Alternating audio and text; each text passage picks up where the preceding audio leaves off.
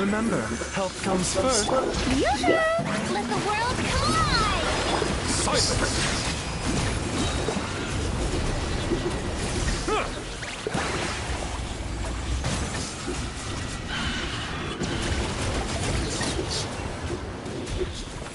Let the mighty be humbled!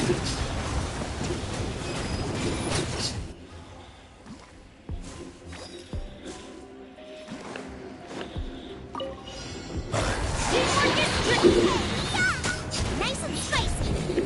No, my sword! Let me lead you a verse. There is no escape! Now you shall perish!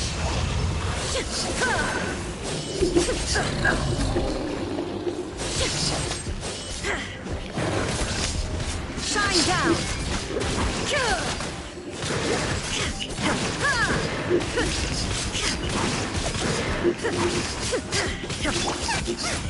Nova, get them! Race you! Everybody stand! You're toast! Illusion shattered! Torn to oblivion!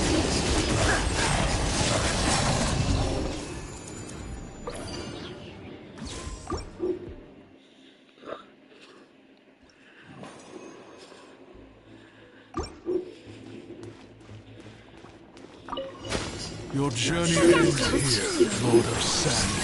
Your sacrifice is ready. Fallen leaves, adorn my nut. Showing you stop that! Strike a pose! Let my name echo in Settle down.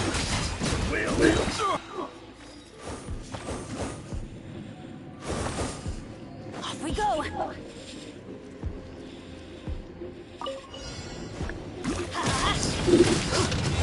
Teamwork is dreamwork! Rain outlines your fate. Witness the power of Google. At the frying pan, it's the fire! Hey,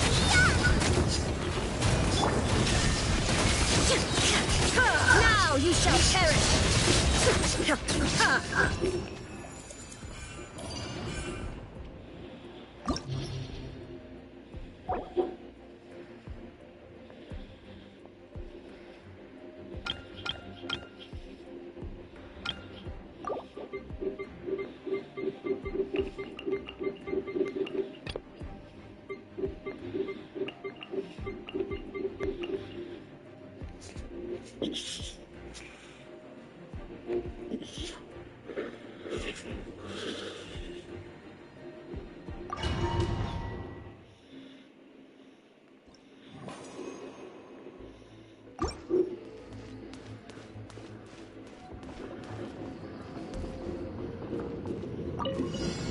Seems like an emergency. A bitter pill to swallow. Bow your head. The tides beckon.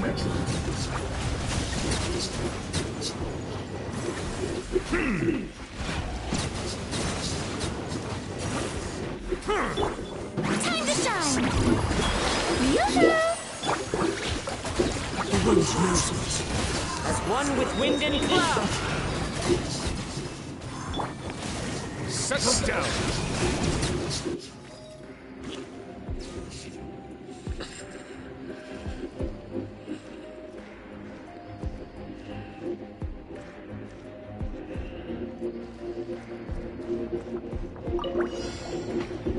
Going in! Eat this! Nice and... Let me weave you a verse. Shine down! Inazuma shines eternal!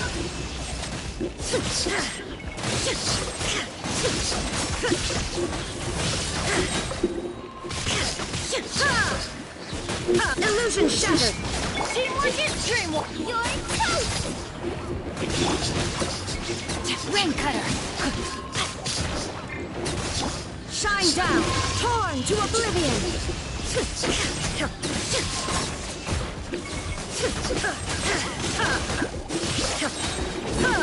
There is no escape! Going in! Eat this!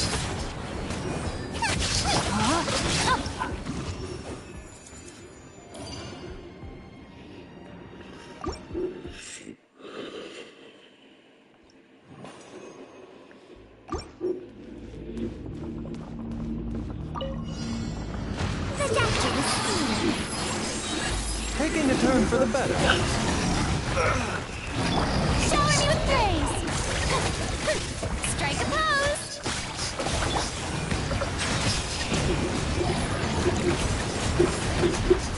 Let the mighty be humble.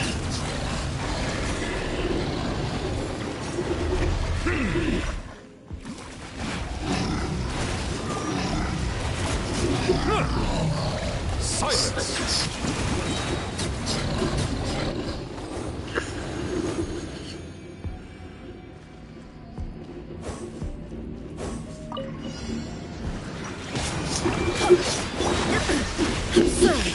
Teamwork is dreamwork! Booba, get the Inazuma shines eternal! Let me lead you a boat. There is no escape! Going in! Let's light it up! Illusion shattered! You're toast! Nice and slice! No, my sword! Everybody stand back! Shine down! Torn to oblivion!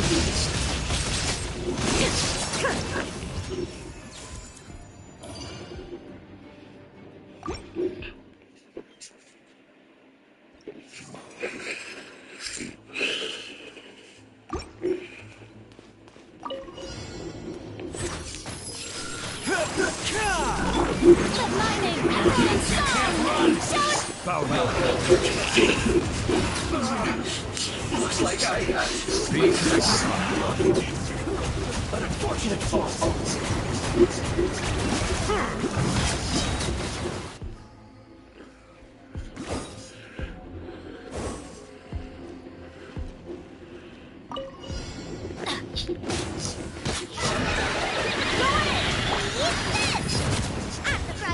Rain outlines your fate.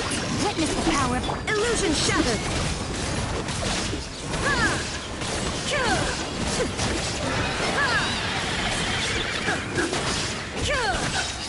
Now you shall perish. There is no escape.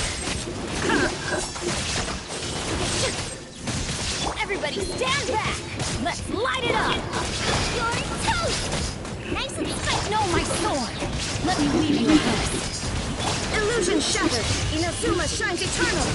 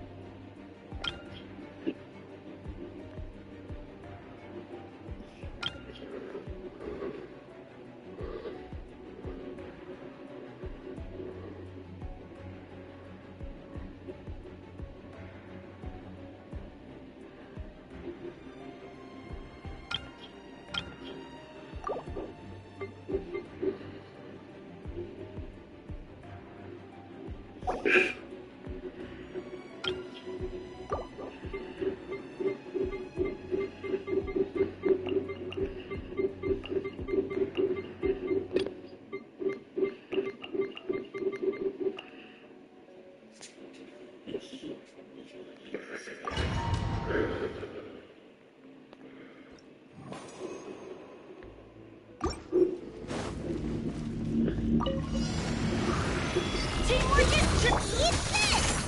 Booba, get Ring cutter. There is no escape. Torn to oblivion.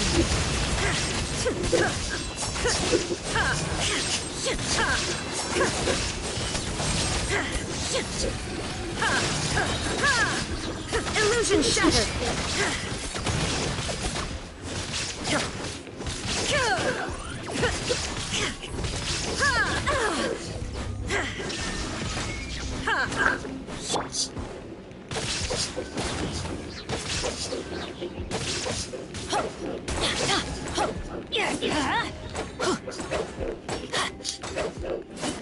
I'm going in! You're toast! Nice and spicy! Time to rain outlines your fate. Witness the power of Guhua. Shine down! Now you shall perish!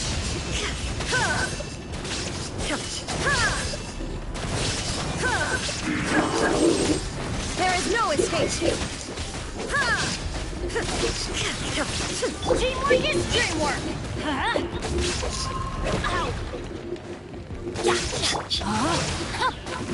Rain cutter!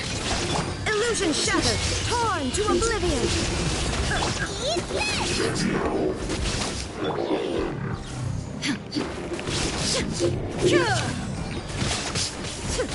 There is no escape! I'm going in! Let's light it up! Rain outlines your fate. Let me weave you a... Shine down! Inazuma shines eternal!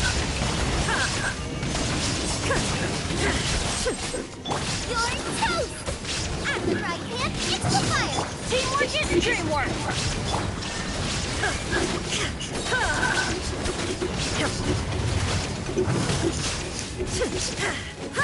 Now you shall perish!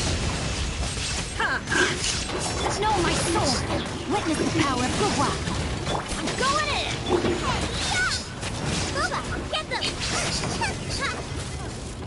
Target practice. Stretch your wings and There is raise no the escape!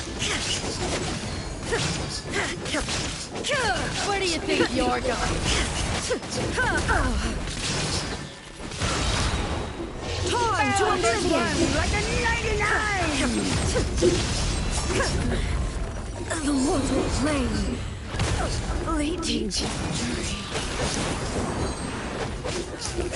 Off we go! Teamwork is dreamwork!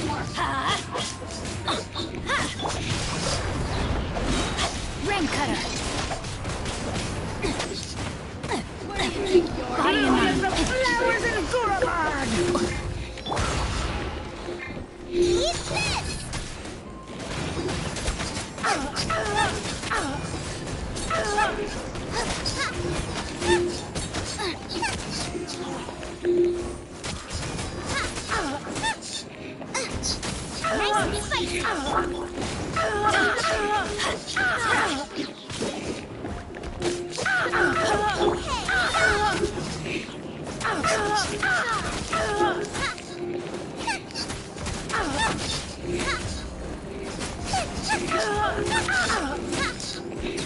Let's light it up! Everybody stand back! Let me lead you first. At the right hand, it's the fire! Eat this! Let's light it up!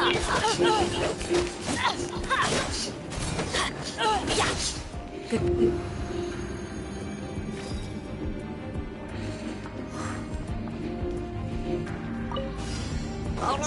Seems like an emergency.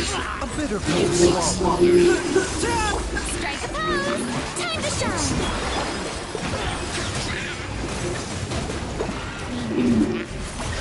Let the mighty be humbled.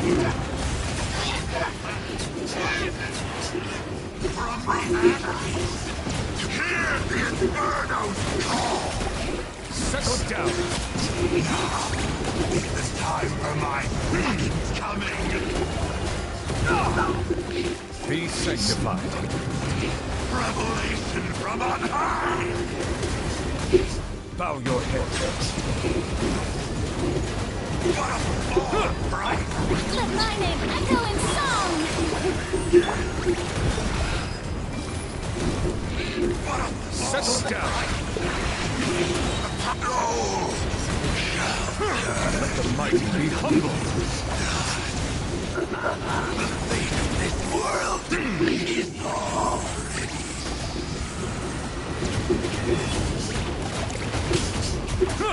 Silence! Be sanctified.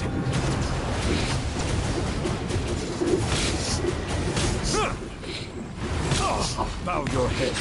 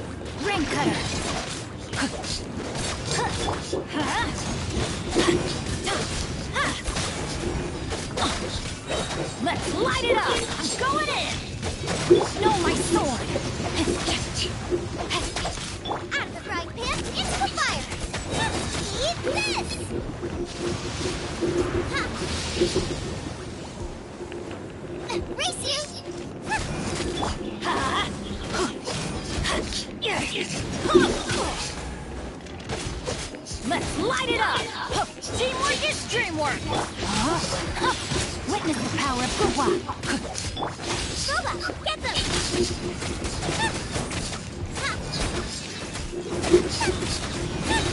You're toast!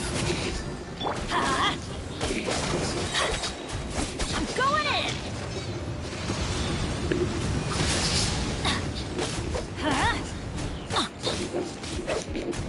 Rain outlines your fate. Rain cutter. Time to act.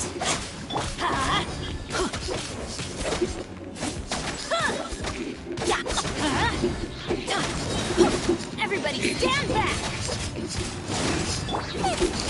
Nice and spicy. Eat this. No, my sword. Witness the power of Guwa. Teamwork is dreamwork!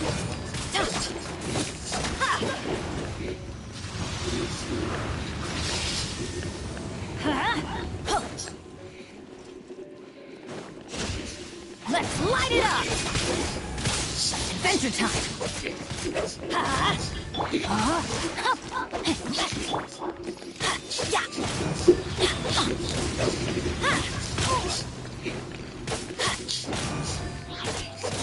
Everybody stand back! Hey, yeah! Boba, get them!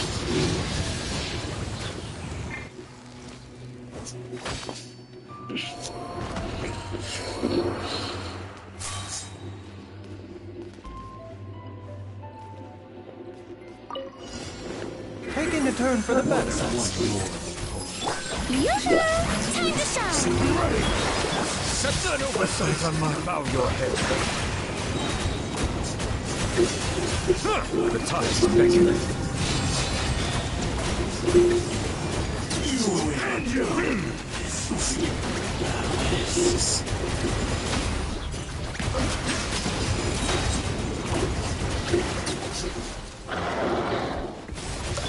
Let lightning going strong! Cloud time. The birds are Settle down. Be sanctified.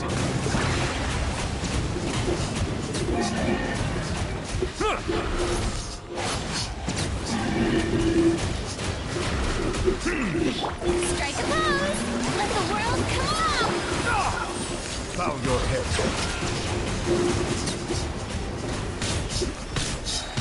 The tide's beckoning.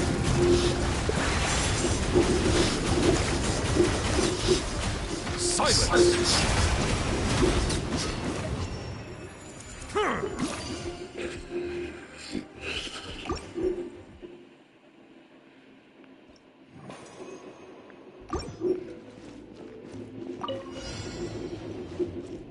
Let's light it up!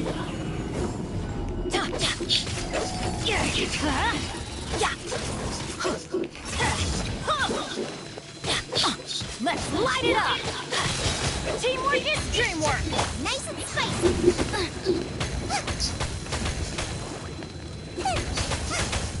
Rain outlines your fate.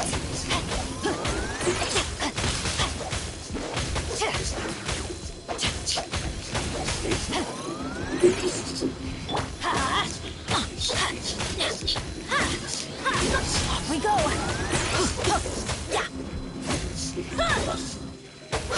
Let's light it up!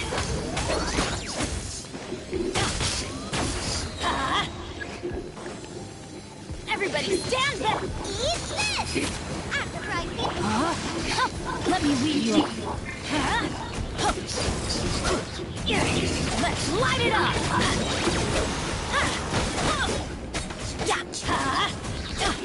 I'm going in! Nice and spicy!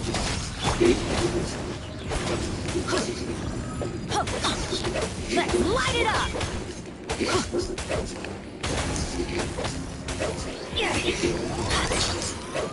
Adventure tip! Teamwork is trip! Hey, yo! Boba, get it! Rain outlines your fate. Rain cutter! Let's light light it up!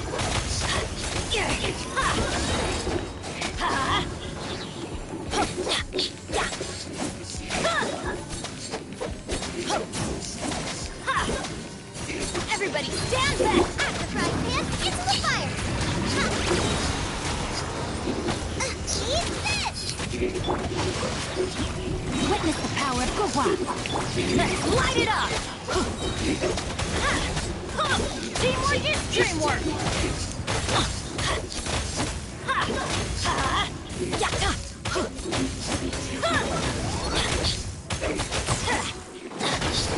Off we go!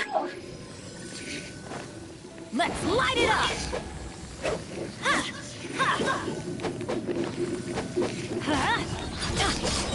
Everybody stand back! Nice and spicy!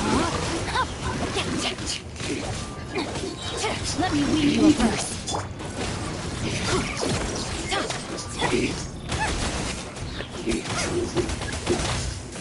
At the frying pan, into the fire! Teamwork is dreamwork! Let's light it up!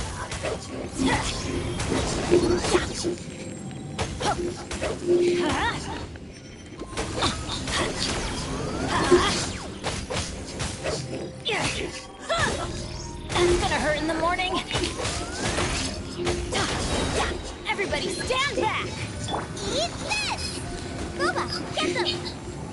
Rain outlines your fate. Rain cutter.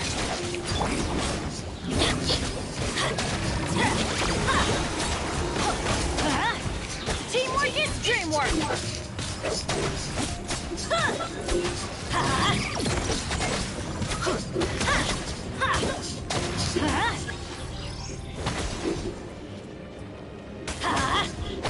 Off we go.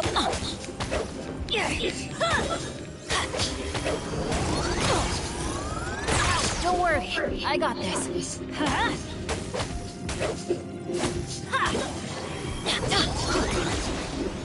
Let's light it up! No, my sword!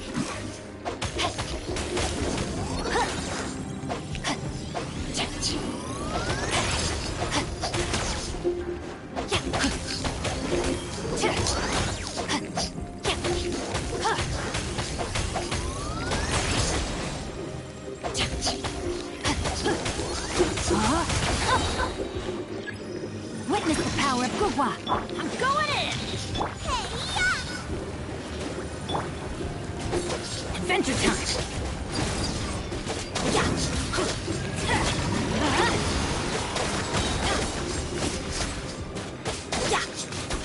Teamwork is dream! At the frying pan, into the fire! No, my sword!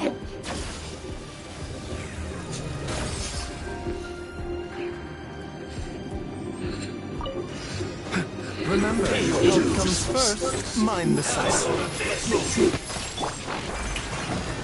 Let my name echo in song! Bow your head.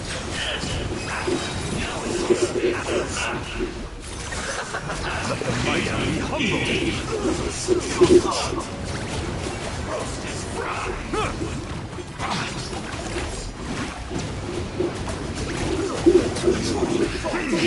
Silence!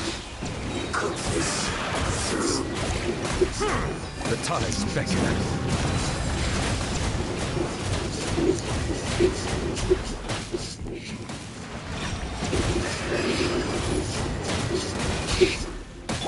Shower me with praise! Let the world collide! Into the wind. As one with wind and cloud. Settle down.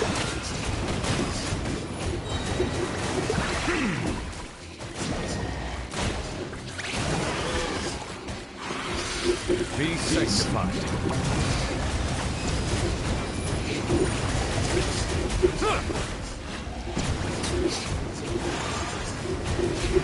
Bow your head.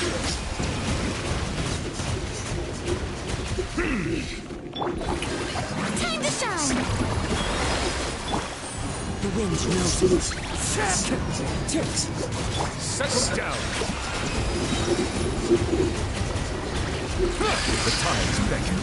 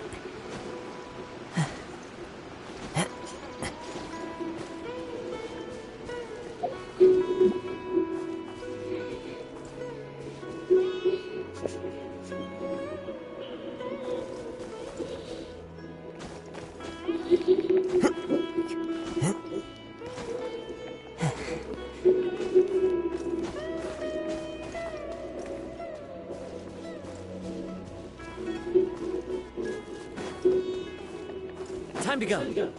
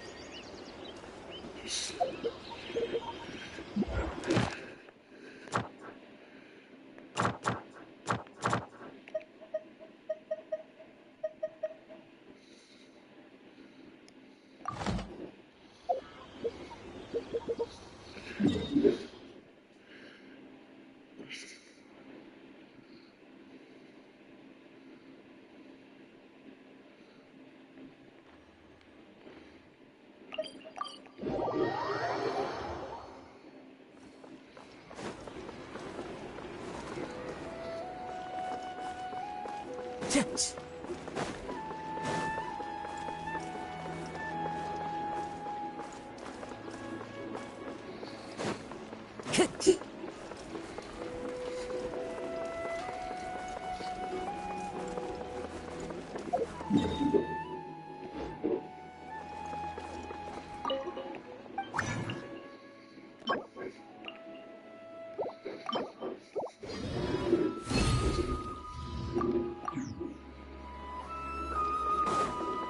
Time to go.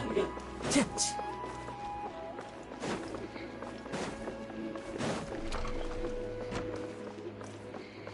Time to go. Time to go.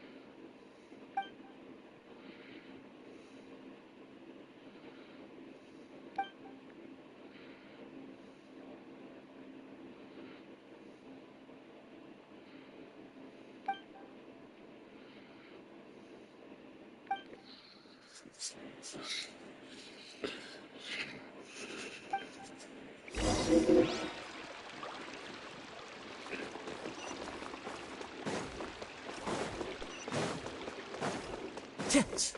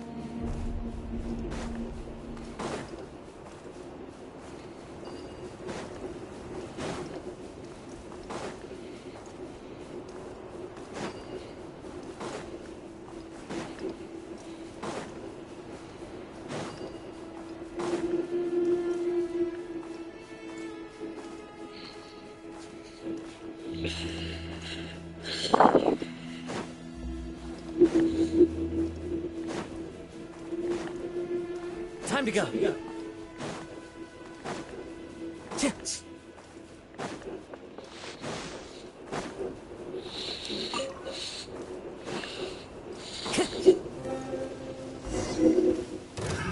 Another test subject. Picked the wrong test subject.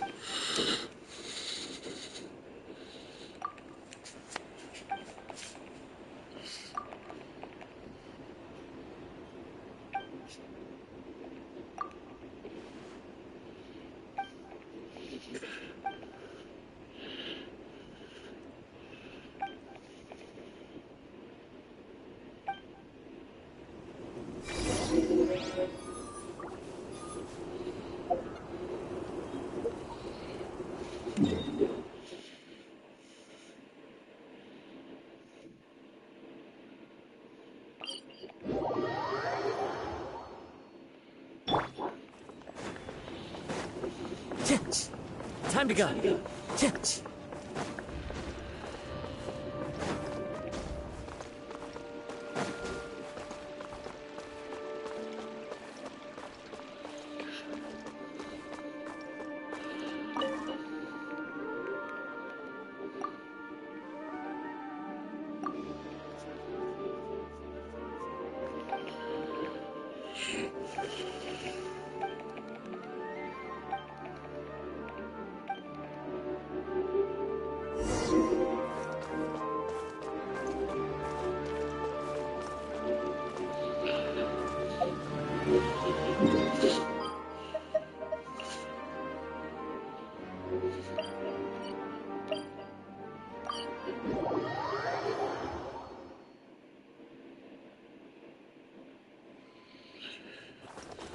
Time to go.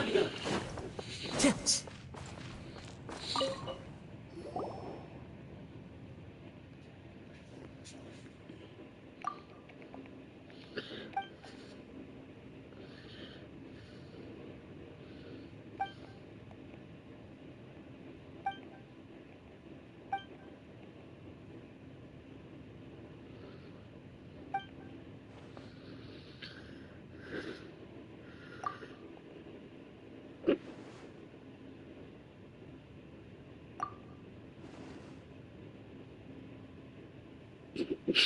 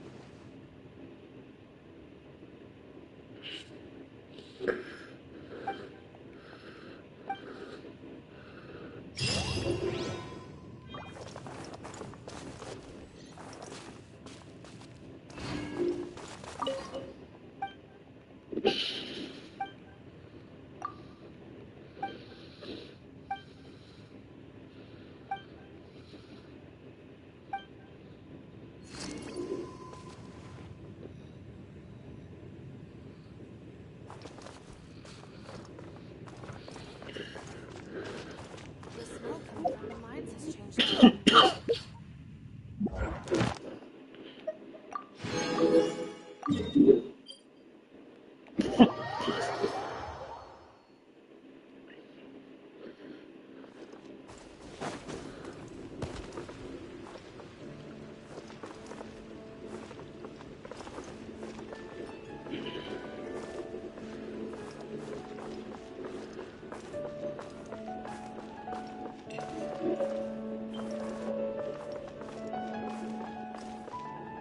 Come take a look.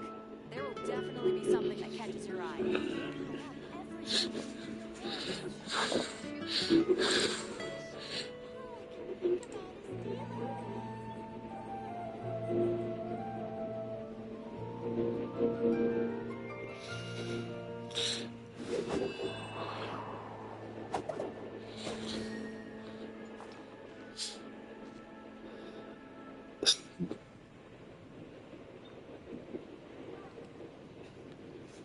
Come take a look.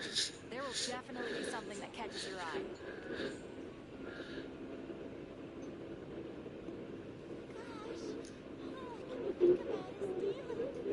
Wherever in this world I roam, I carry memories of my home.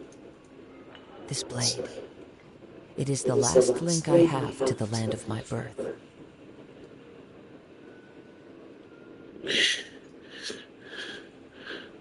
Come take a look. There will definitely be something that catches your eye.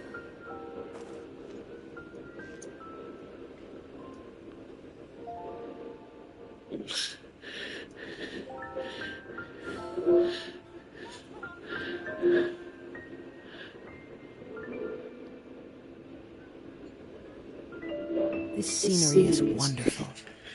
Surely enough to convince anyone to become a wanderer. Haven't you heard? There's a strange wanderer near Wolfendom.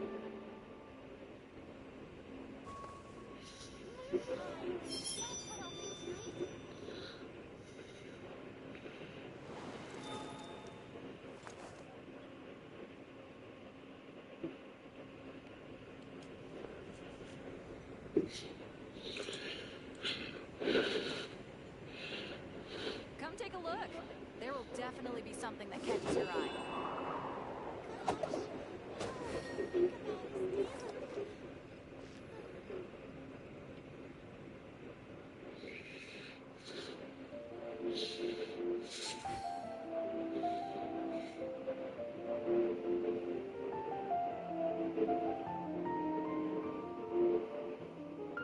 Come take a look. There will definitely be something that catches your eye.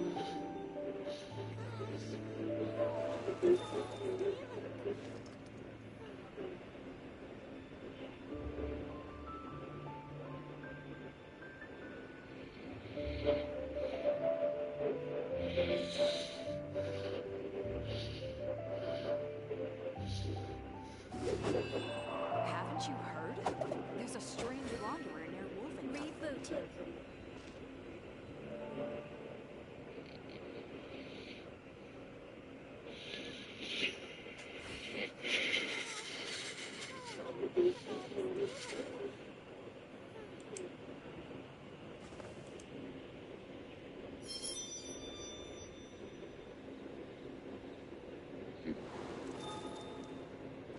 Haven't you heard?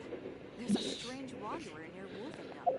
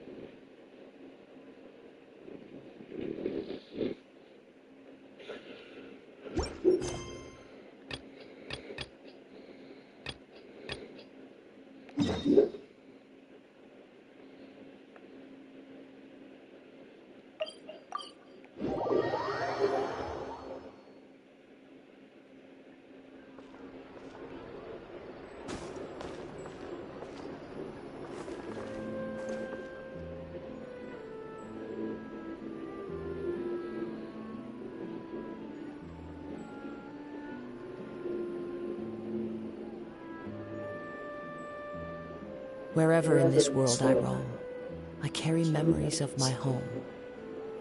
This blade, it is the last link I have to the land of my birth. I'll think about it.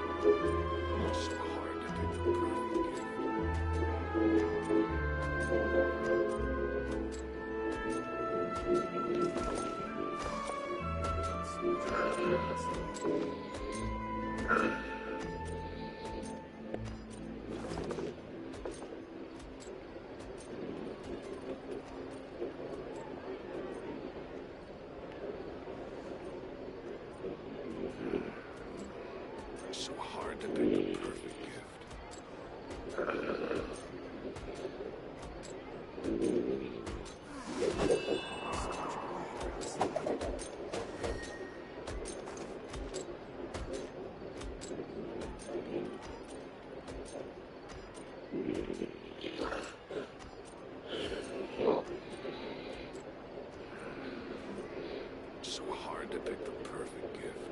There are leaves around, and I know just the tune to accompany them, if you wish to hear it.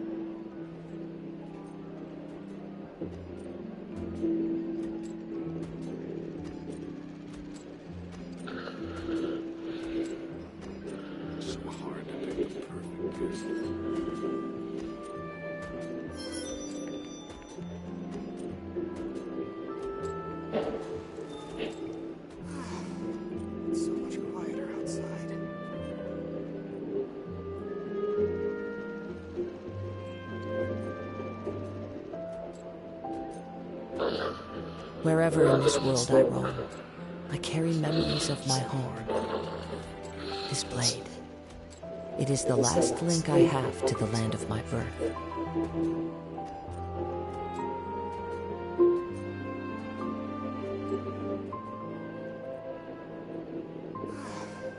It's so much quieter outside.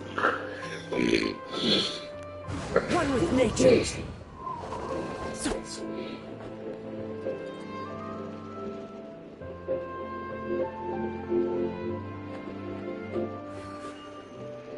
So hard to pick the perfect gift.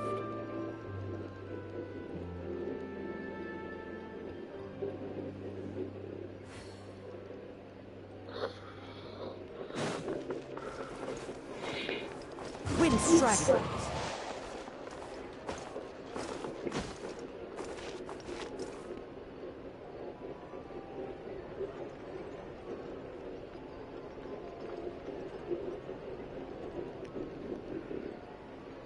So hard to pick the perfect gift.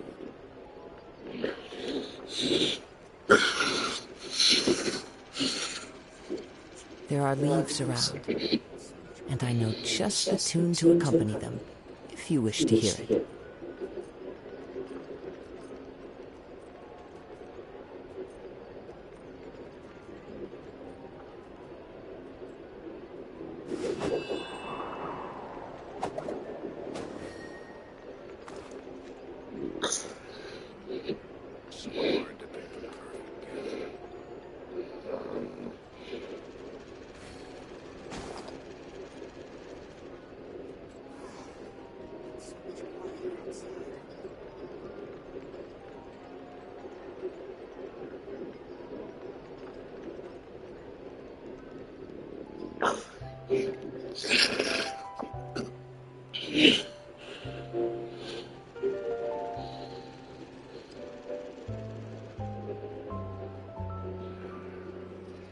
So hard to pick the perfect gift. It's so much quieter outside. So hard to pick the perfect gift. It's so much quieter outside.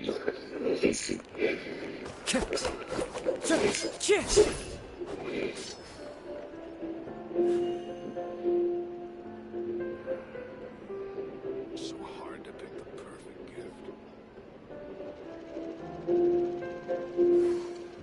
It's so much quieter outside.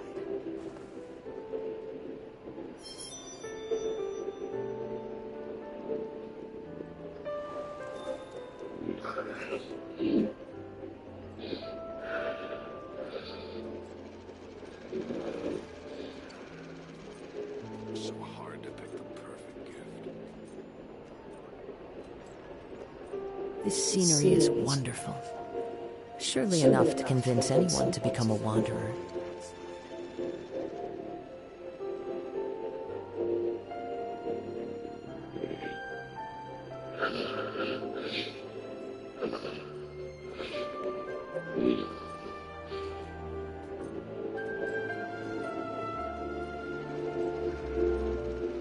So hard to pick the perfect gift.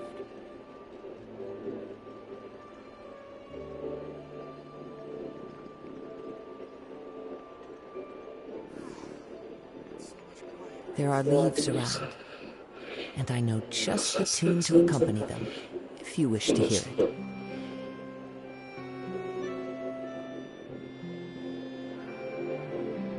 So hard to pick the perfect gift.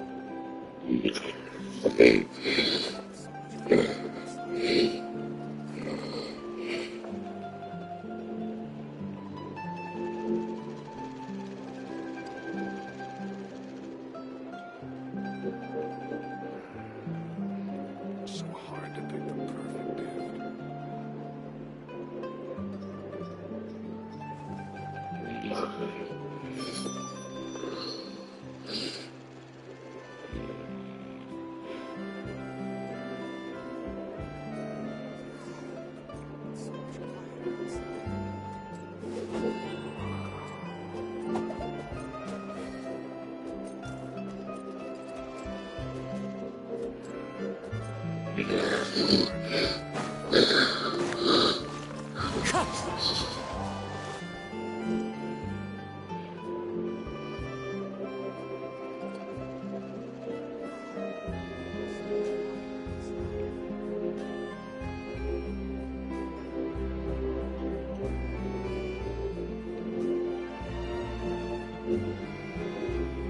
Wherever in this world I roam, I carry memories of my home.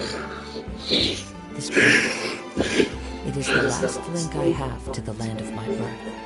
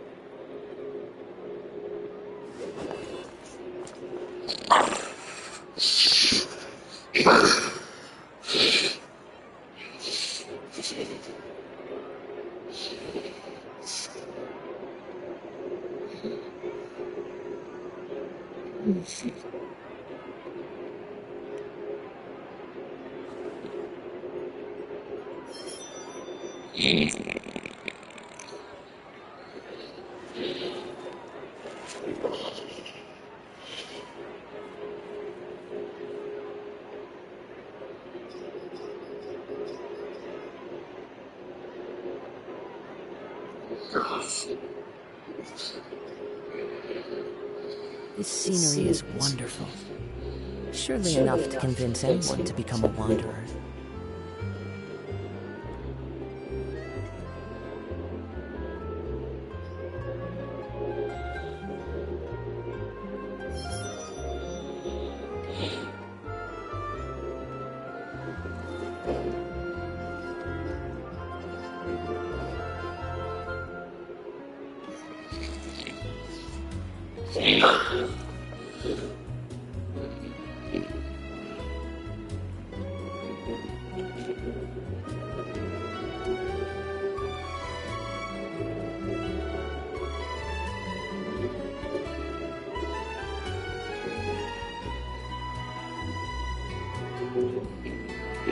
Wherever in this world I roam, I carry memories of my home.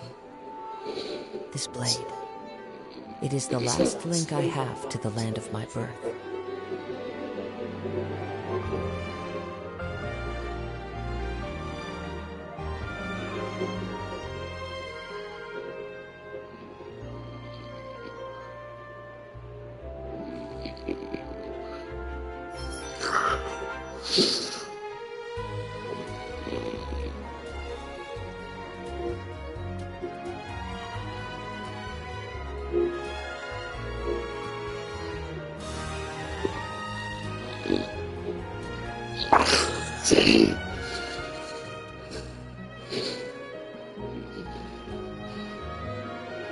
This scenery is wonderful.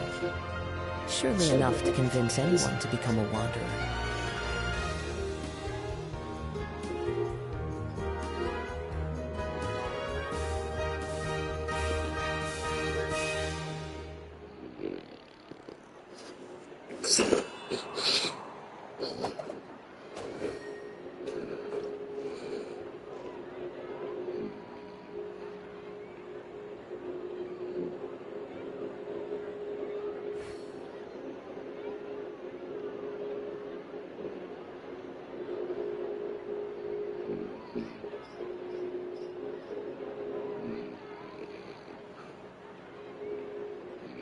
There are leaves around, and I know just the tune to accompany them, if you wish to hear it.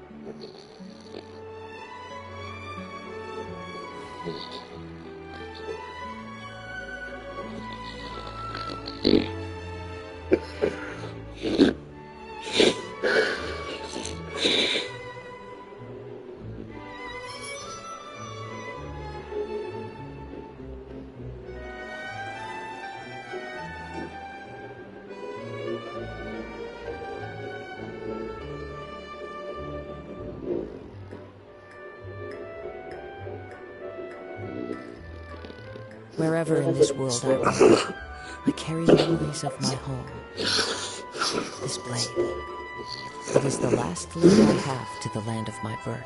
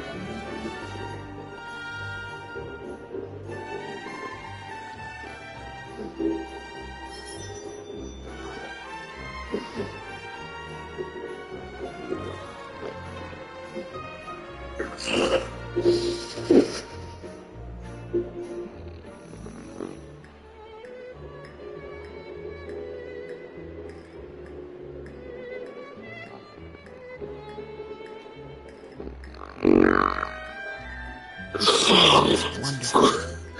Surely enough to convince anyone to become a wanderer.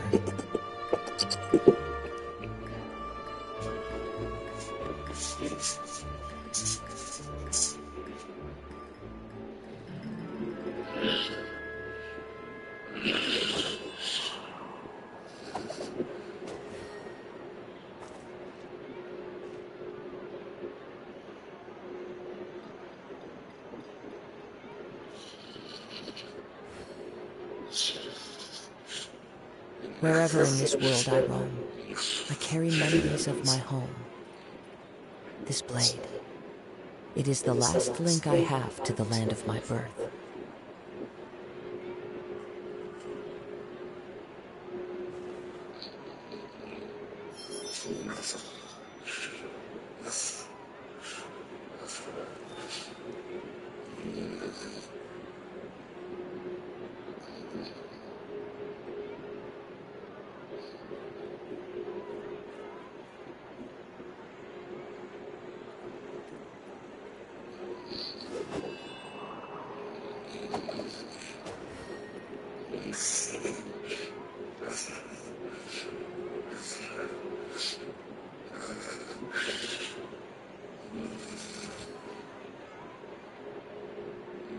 This scenery is wonderful.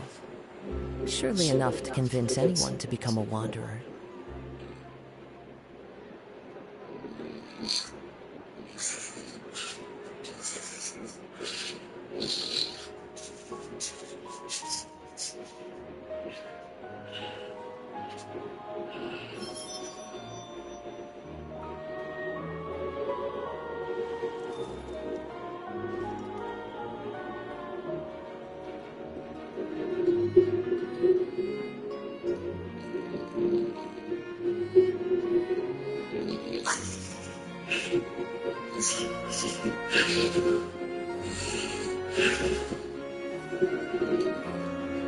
Wherever in this world I roam, I carry memories of my home. This blade, it is the last link I have to the land of my birth.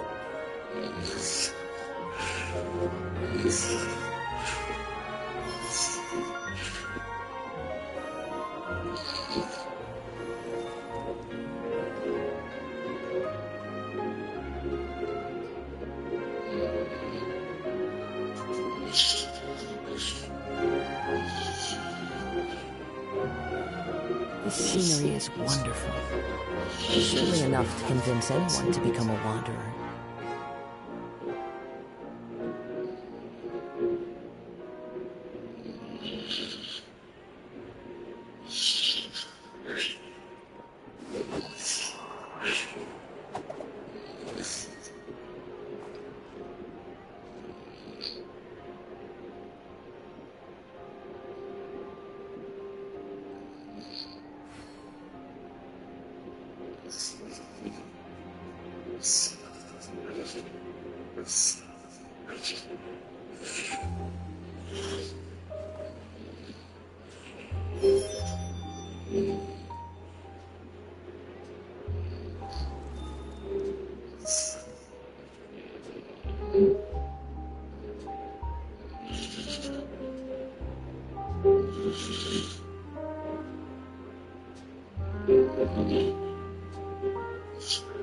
There are leaves around, and I know just the tune to accompany them, if you wish to hear it.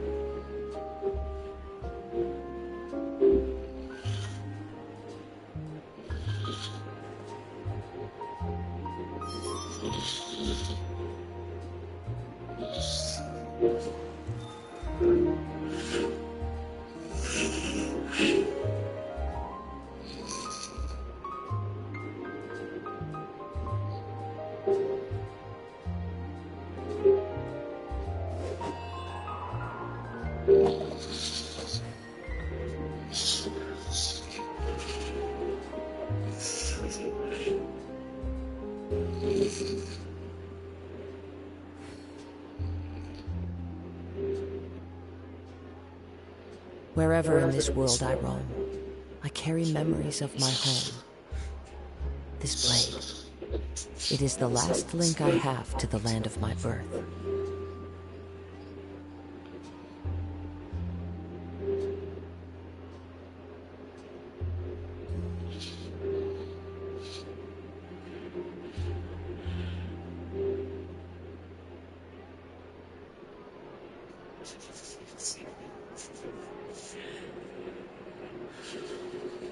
This scenery is wonderful.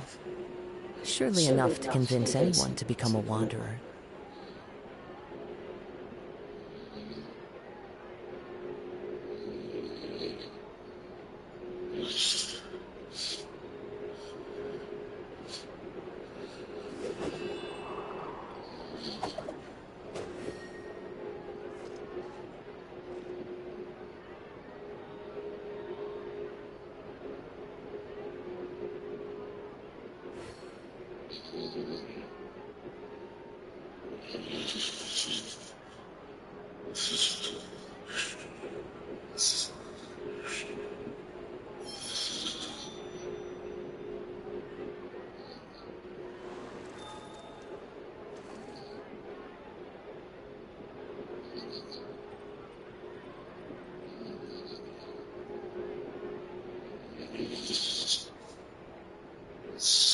Wherever in this world I roam, I carry memories of my home.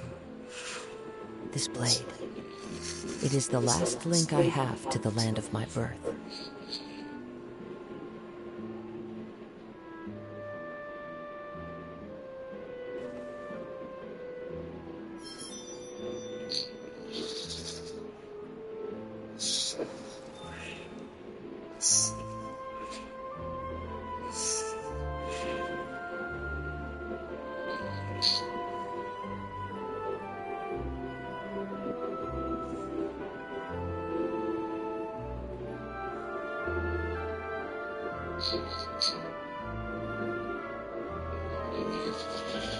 There are leaves around, and I know just the tune to accompany them, if if you wish to hear it.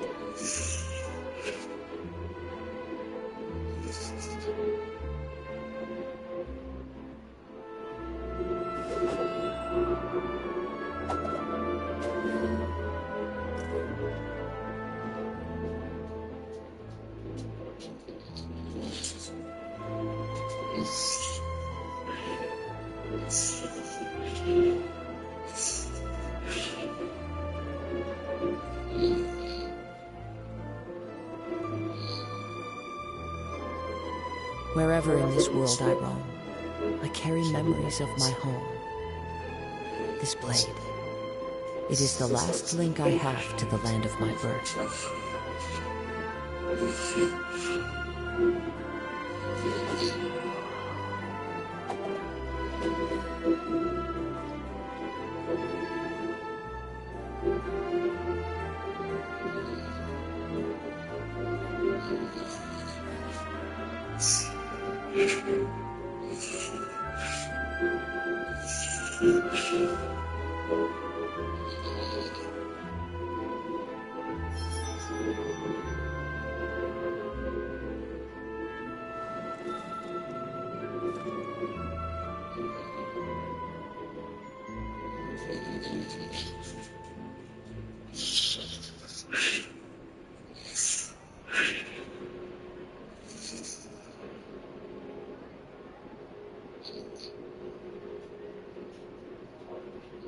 There are leaves around, and I know just the tune to accompany them, if you wish to hear it.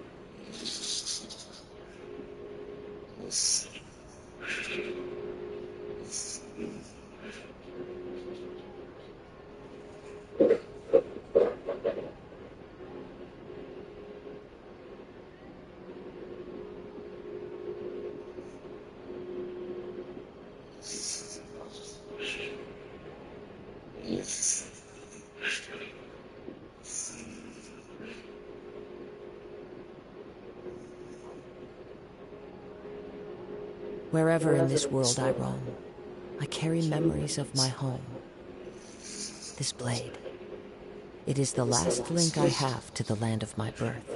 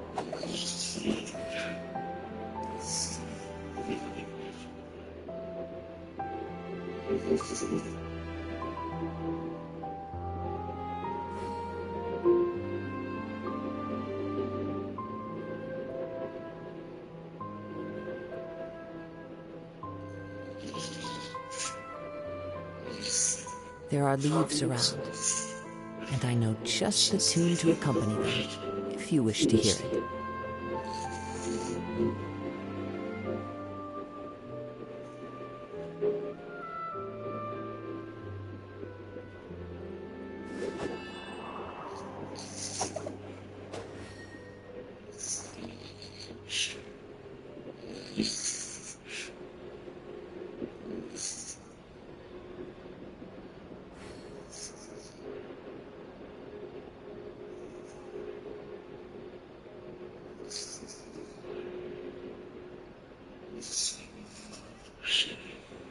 Wherever in this world I roam, I carry memories of my home. This blade, it is the last link I have to the land of my birth.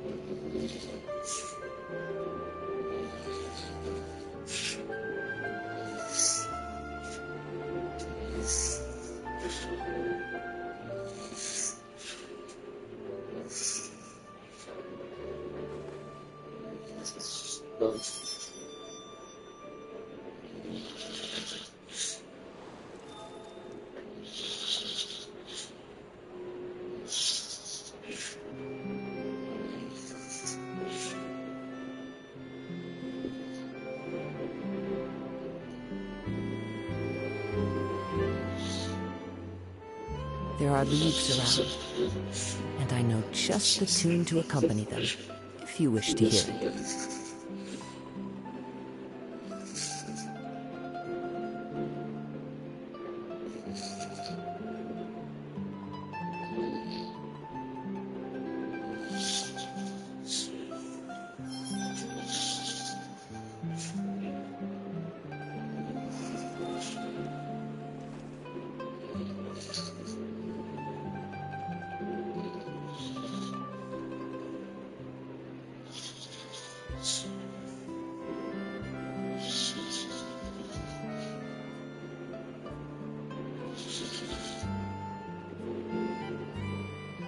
This scenery is wonderful. Surely enough to convince anyone to become a wanderer.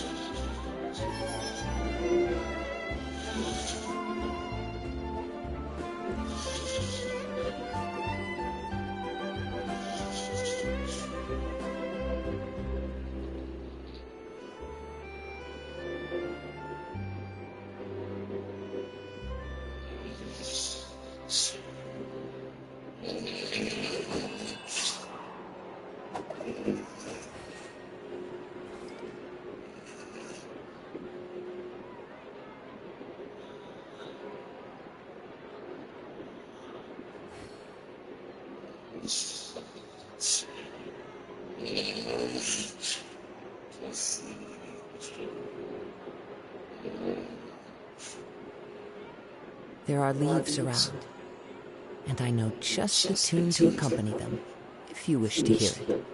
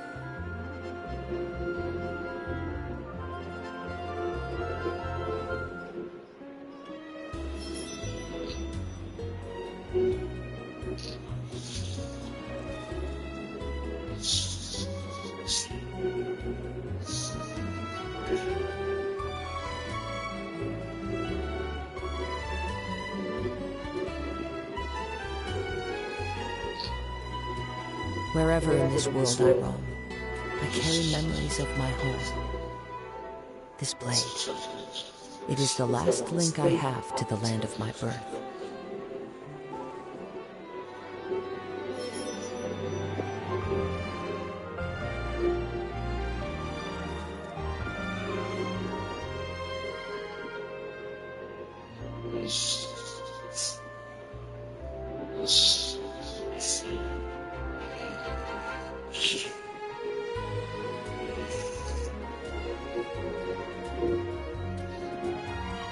This scenery is wonderful. Surely enough to convince anyone to become a wanderer.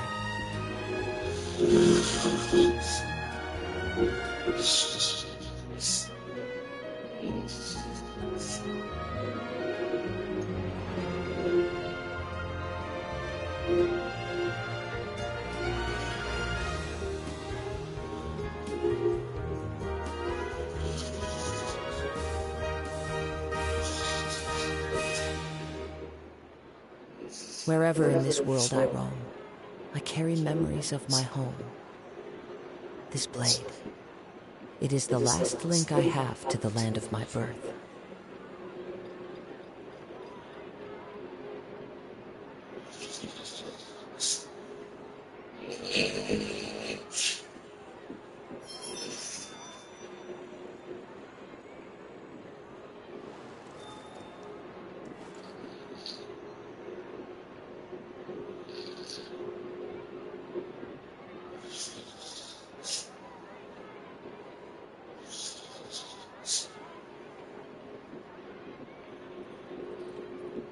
There are leaves around, and I know just the tune to accompany them, if you wish to hear it.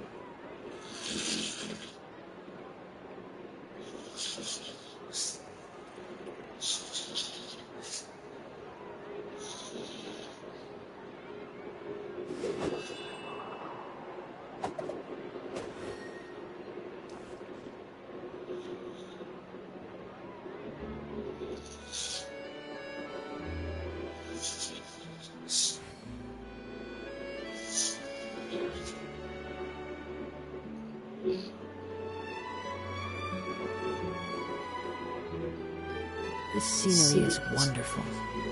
Surely enough to convince anyone to become a wanderer.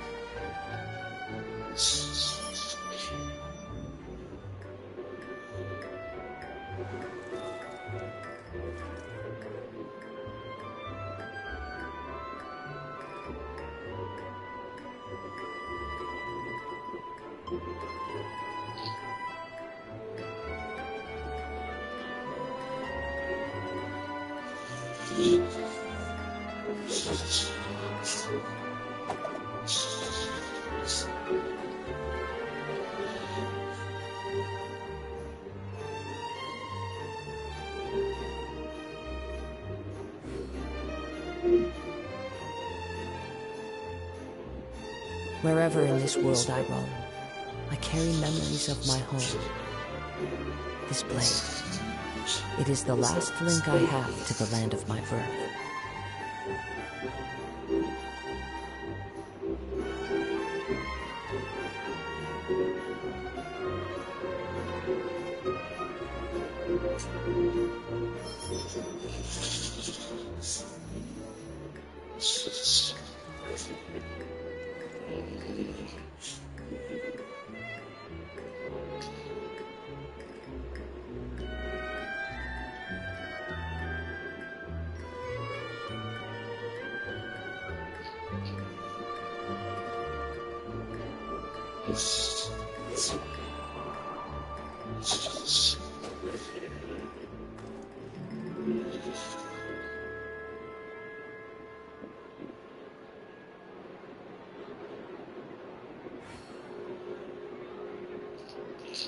There are leaves around, and I know just the tune to accompany them, if you wish to hear it.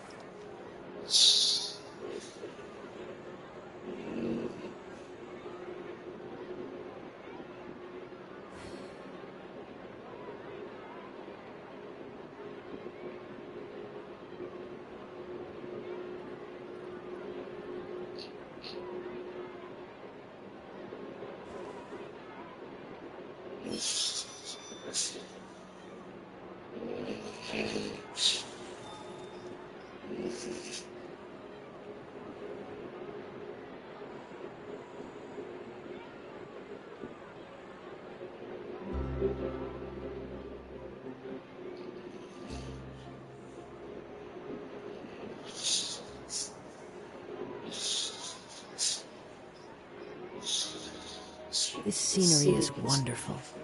Surely enough to convince anyone to become a wanderer.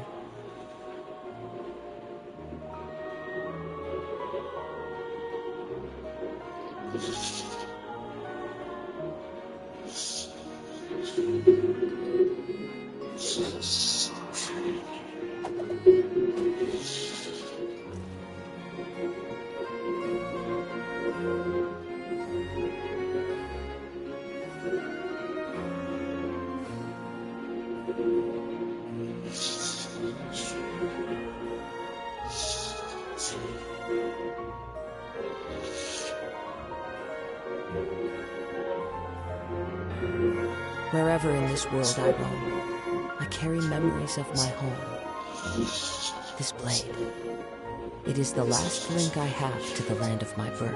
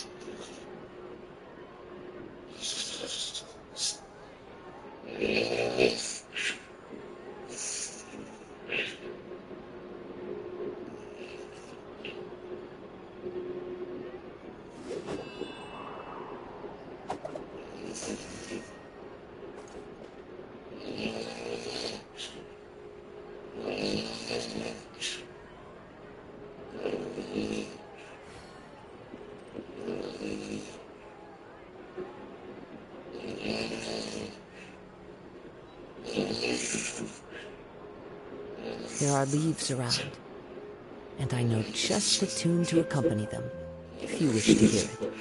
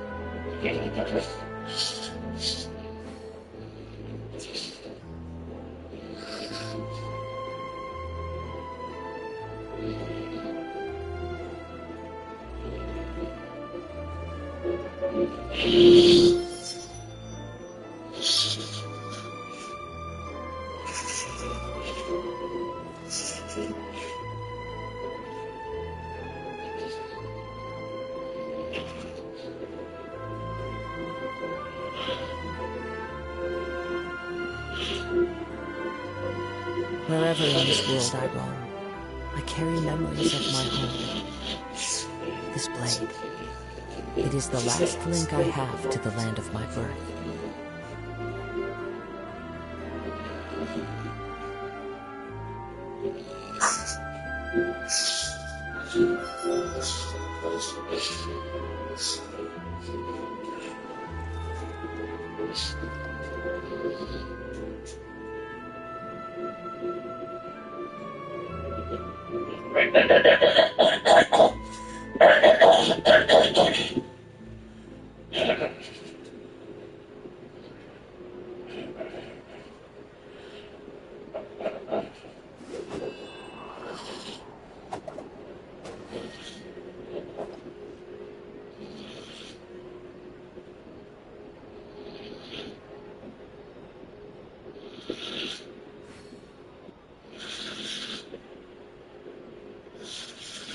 This scenery is wonderful.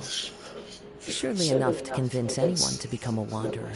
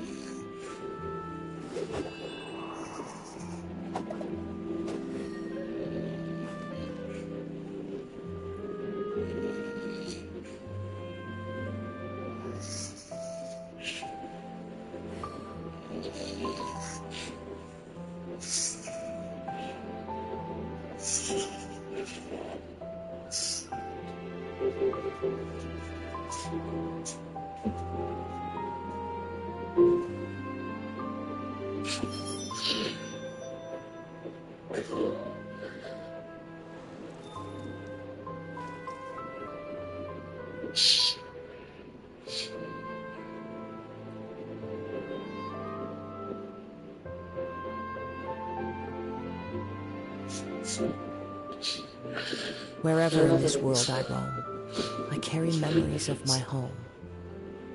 This blade, it is the last link I have to the land of my birth.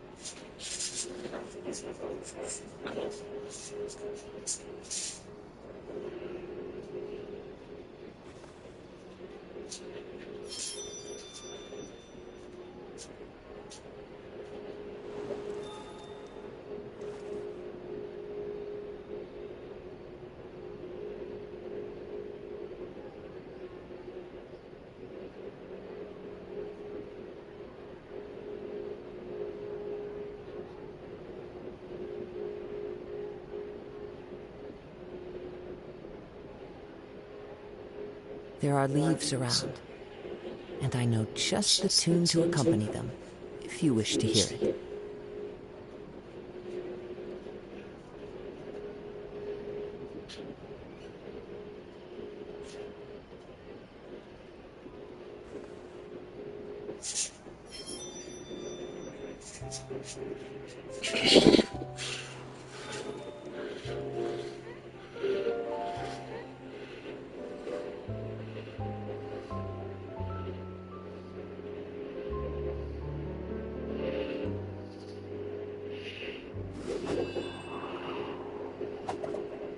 Something that changed in the field of AI in 2010, even everyone needs to know because I'm the doctor of AI and all until this big change in 2017.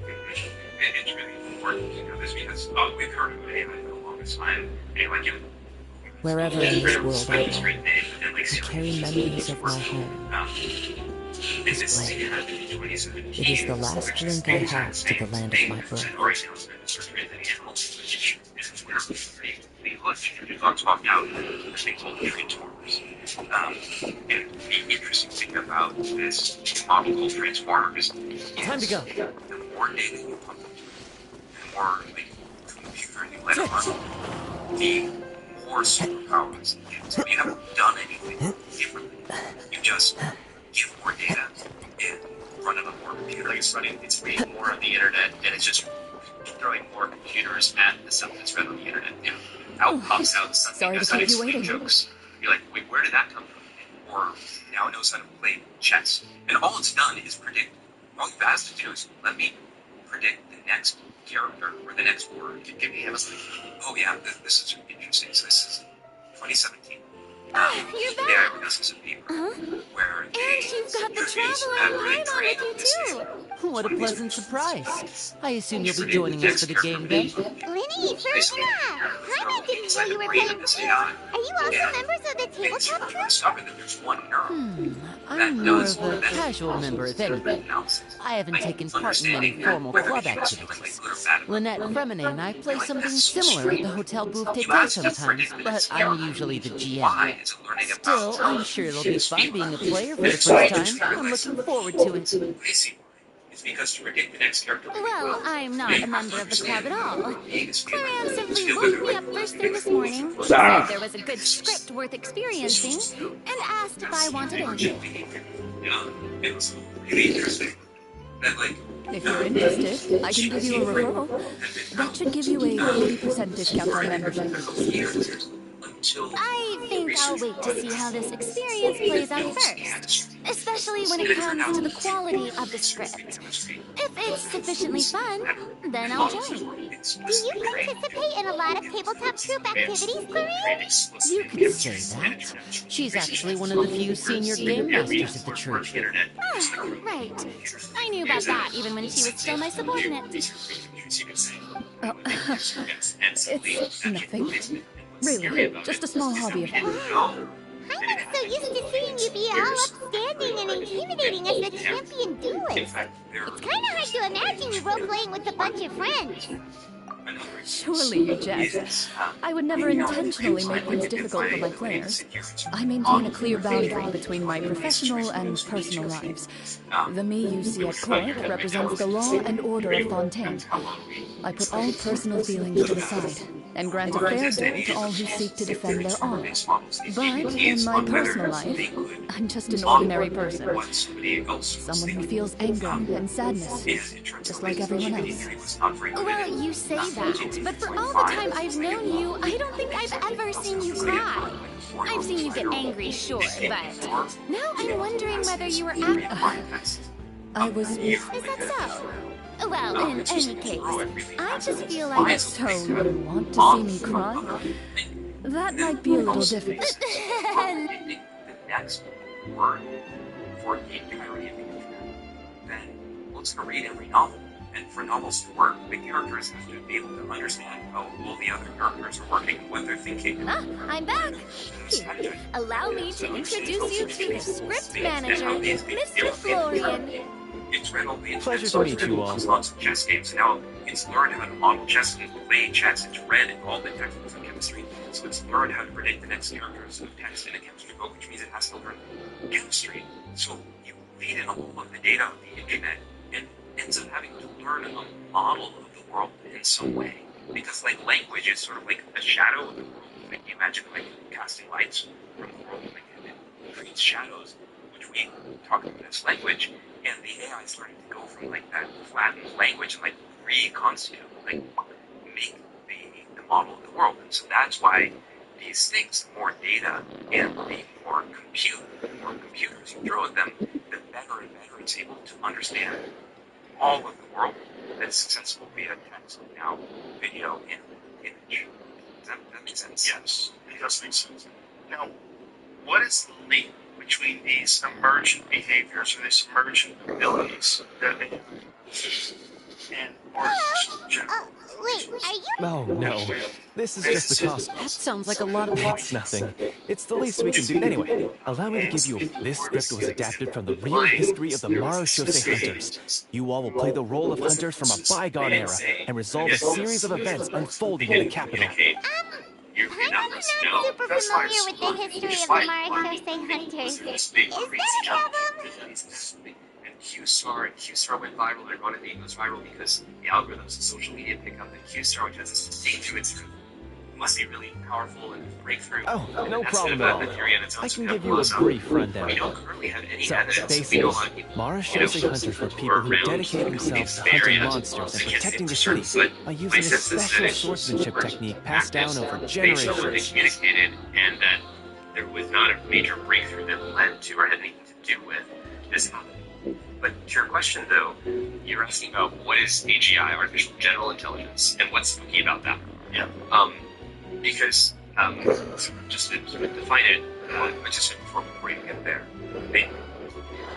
as we start talking about AGI, because that's what enforcement of AI is like, saying they're trying to build their mission statement. Their mission statement, and they're like, well, we have to build an aligned AGI, meaning that it like does like what human beings say it should do, and also like take care of other Their story can be traced back to the ancient Lemurian dynasty, but only the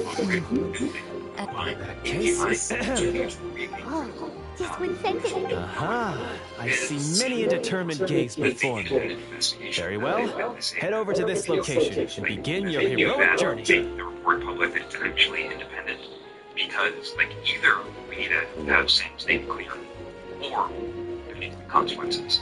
We need to know just what's going on because you can't have something this powerful and have a problem with the person is running it or something, or it's not honest about what's there. I mean, it doesn't seem like they're interested at all in slowing down. Like, and no social media company has responded to The Social Dilemma, which was an incredibly popular documentary, and scared the shit out of everybody, including me.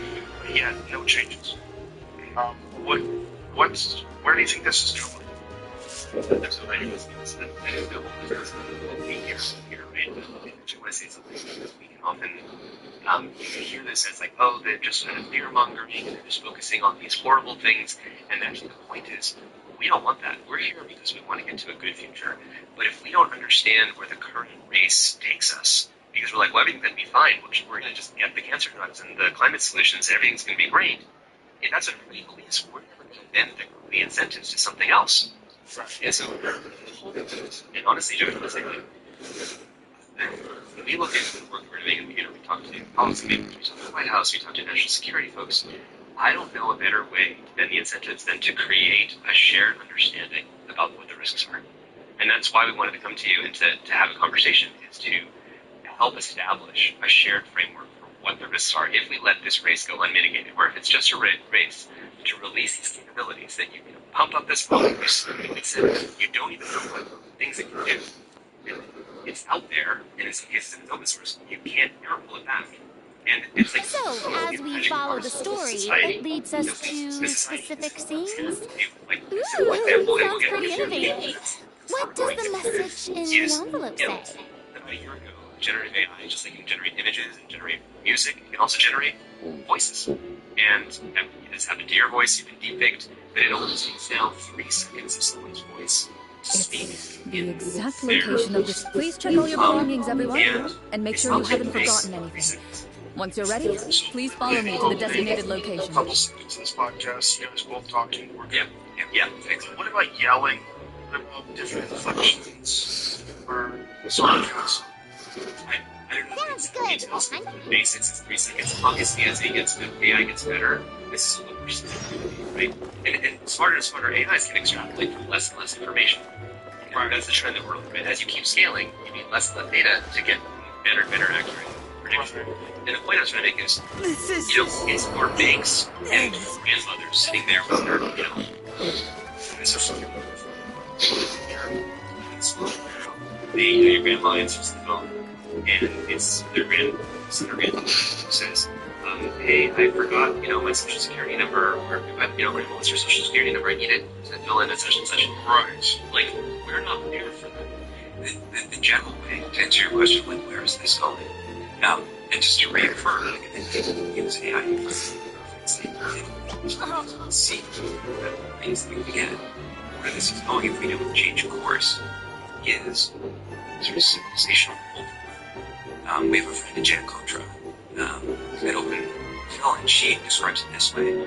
She says, it's as if 24th century technology is crashing down on 21st century civilization, 21st century AIDS.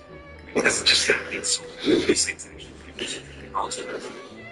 What the other places century democracies. Imagine it was 21st century technology crashing down on the 16th century. So the king is sitting around with his advisors, and they're like, all right, well, what do we do about the telegram radio, television, and like, smartphones and the internet all at once. They just landed in their society. Like, I don't know, like, this is like, it's just like, you're like, alright, so our institutions are just not going to be able to cope. Let's just give one example. This is from the UK Home Office, where the amount of AI-generated child pornography that people cannot tell whether it's real or AI-generated is that the police are working with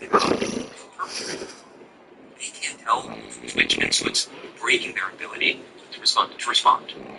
And you can use this as an example of what's happening across all the different governance bodies that we have.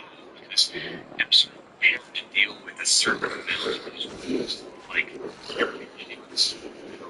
child sexual abuse, type stuff, a certain amount of disinformation attacks from China, a certain amount, you get the picture, and it's almost like, with COVID, a hospital has a finite number of hospital beds, and then if you get a big surge, you just have a number of emergency beds you have available. And so one of the things that we can say is that if we keep racing as fast as we are now to release all these capabilities that endow society with the ability to do more things that overwhelm the institutional structures that we have to protect certain aspects of society working, we're limiting room. And so it's not about being anti-AI. I also want to express my aversion that I'm beloved that has cancer right now, and I want to think that it's going to help accelerate the accelerating cancer. It's going to help. And I also see the benefit in the climate change solutions and the energy solutions. And that's not what it's about.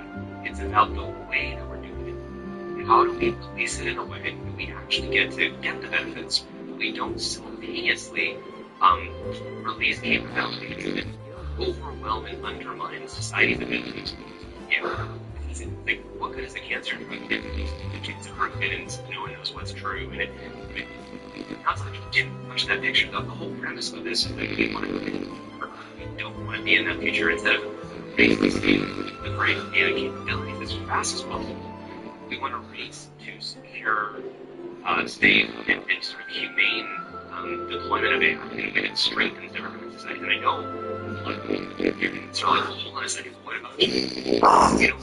We're just going to China. So that is, we need China to raise the social media on society. We need China to a loneliness crisis, a mental health crisis, breaking democracy issue or reality, so that we can't come together or with each other and trust each other, because we're dosed every day with these algorithms, these AIs that are putting the most outrageous personalized content for our nervous systems and drive distrust. So it's not a race to deploy this power, it's a race to consciously say, how do we deploy the power that strengthens our societal position relative to China? Because we think, like, we have these bigger nukes, but meanwhile we're losing to China in supply chains, rare earth metals, energy, economics, like education. Like, we have big nukes, but we're losing all the rest of the metrics. Again, narrow optimization is the mistake. We also recognize that the US and Western countries who are building AI want to outcompete China on AI. We agree with this. We want this to happen. But we have to change the currency of the race from the race to deploy just in ways that actually undermine what they sort of like self-imposed. Instead, race to get to deploy it in a way that's defensive, that actually strengthens.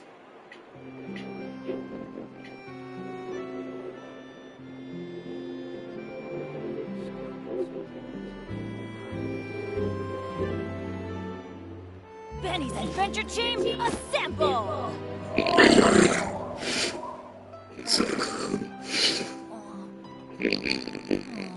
Or not.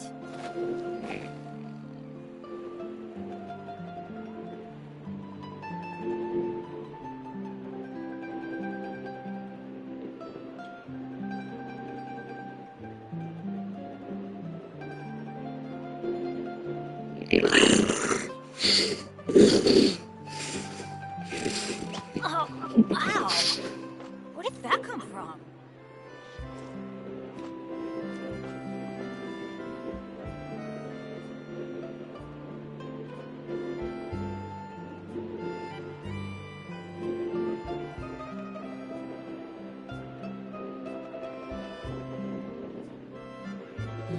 one's joined me on an adventure in ages.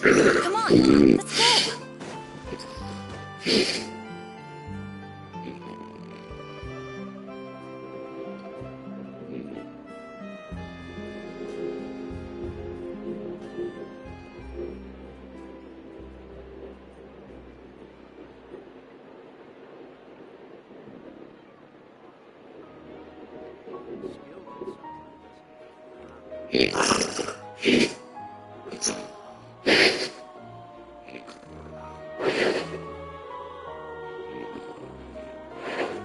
Let's go find some treasure.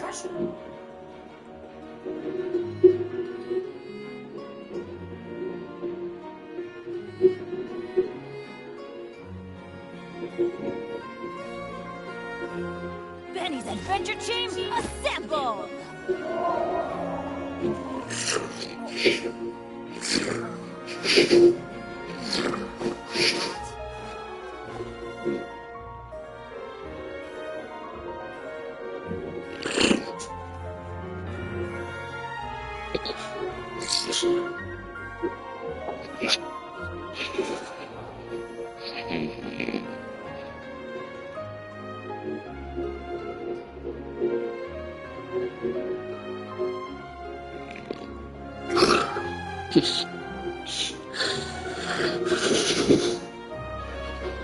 No one's joined me on an adventure in ages. Come on, let's go!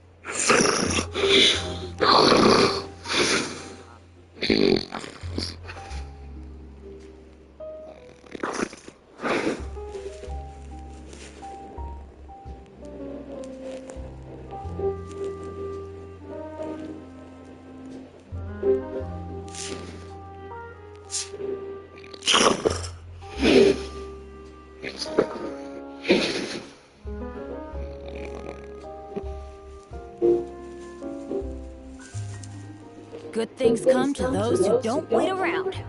That's what they say anyway. Knowing my luck, the opposite is probably true for me.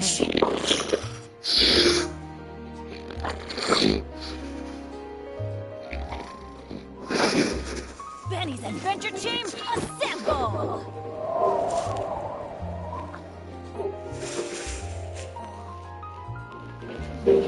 Or not.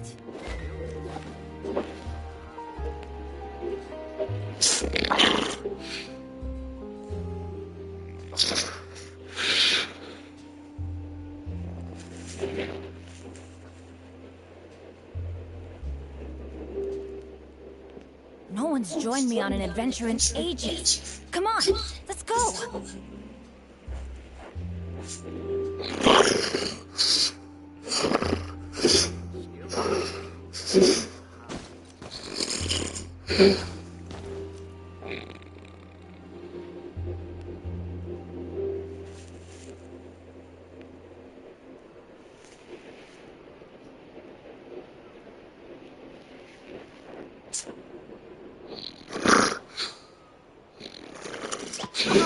Ow! Where did that come from?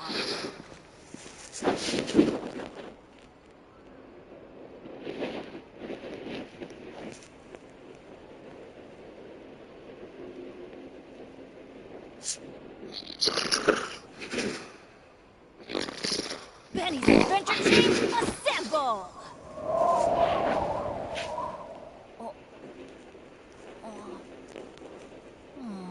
Or not.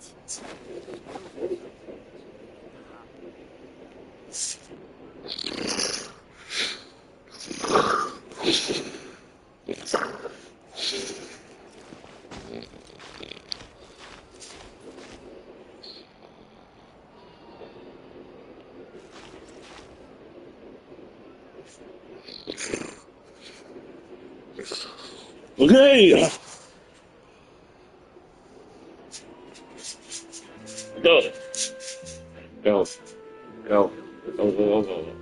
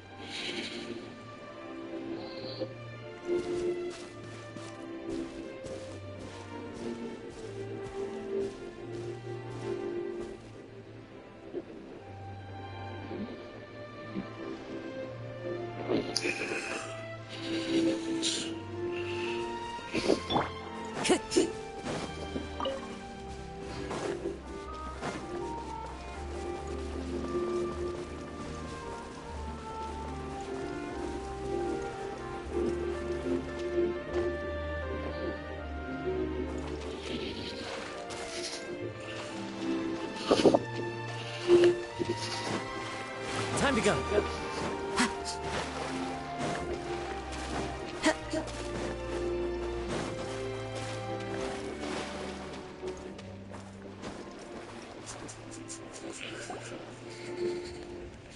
Whoa. They really have thought of everything. Even the Fatometer is here and ready to go for us. The Fatometer. What's that? It's a card that's used to determine action success or failure. We'll need to use it when we try to use certain skills.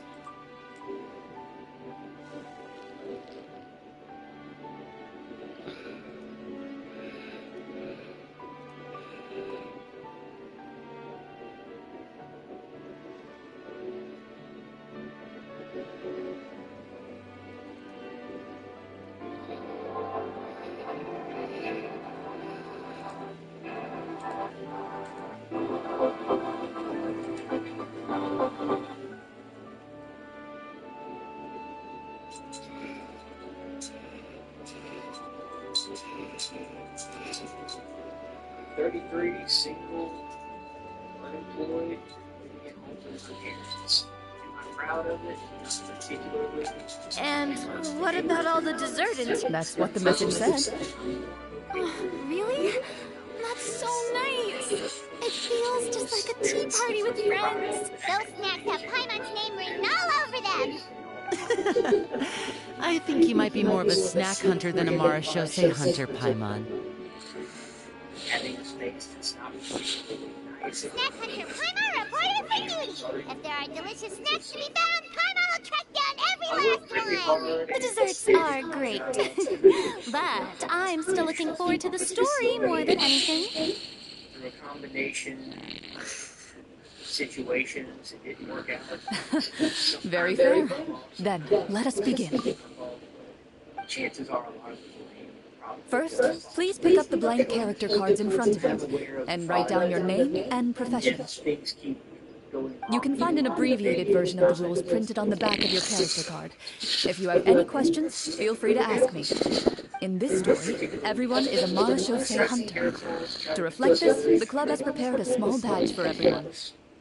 Ooh, nice. As hunters, you have proficiency in swordsmanship and fighting by default, so there's no need to allocate any additional skill points to those areas. Swordsmanship? So there's a fighting part to all of this? Paimon's not sure she can do all that on her own. Maybe Paimon could just stick with you? Why don't you share a character card then? The Traveler will be the Marachose hunter, and you can be her little floating assistant. Kinda like in real life. So, for the name, do I fill it out with the name of my character? Yep. It can be any name You can use your real name too if you want. I do that whenever I get too lazy to think of a new name. Oh, so it would be like experiencing a different life, but still as yourself.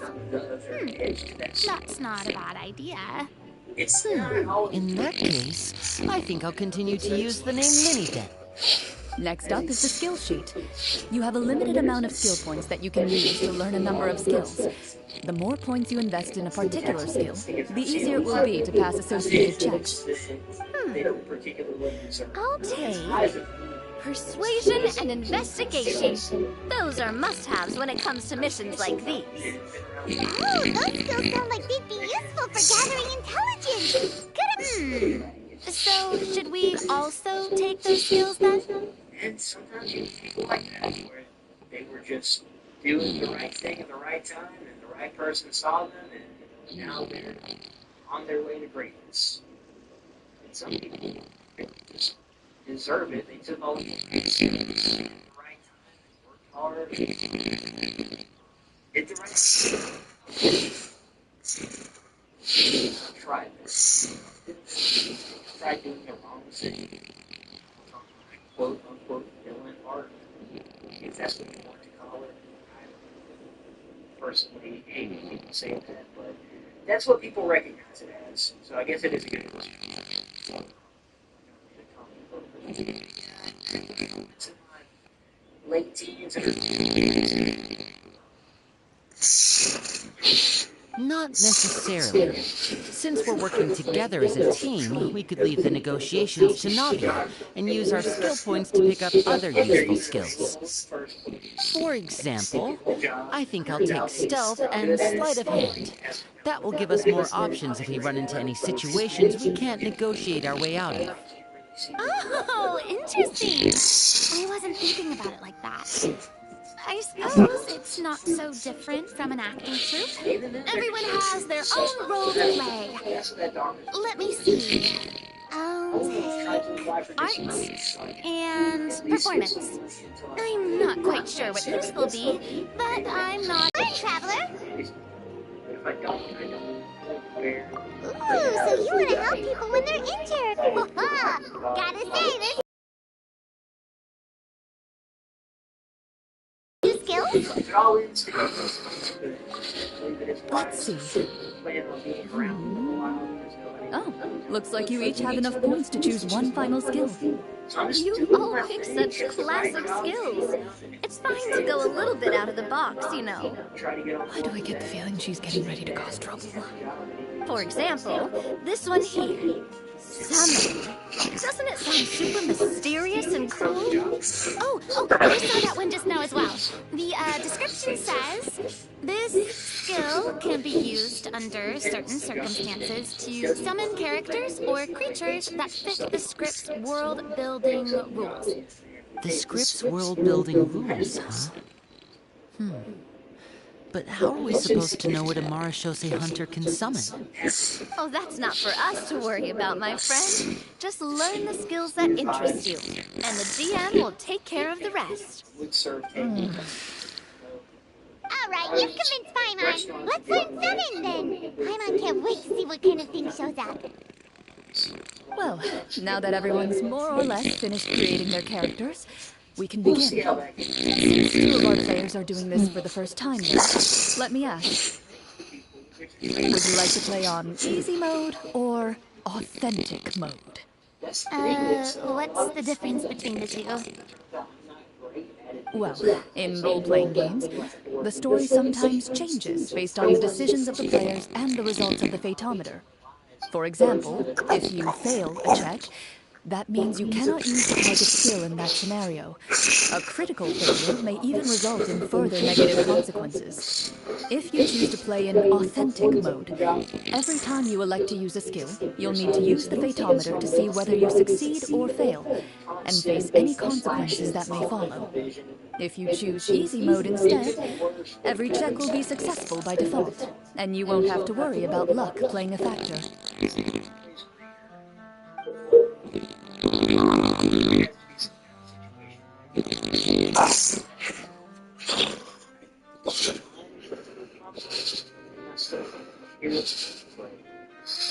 I was gone throughout most of my 20s. I had moved out the first time when I was 19 years old. I guess you could say 17 because I tried to join the military. That didn't work out because of my eyesight. But I came back home, moved out again when I was 19, and have stayed out since 32. I guess I did have to.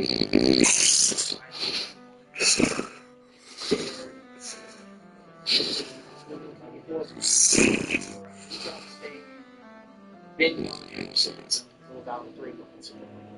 A little over 3 months ago. So, yeah, been back with my folks for over 3 months. And it's the middle of summer, it's hot. I want to find a job, but I'd rather draw a disability until I can find a real job instead of just finding a job to struggle at and hate myself. Because as a man, if you don't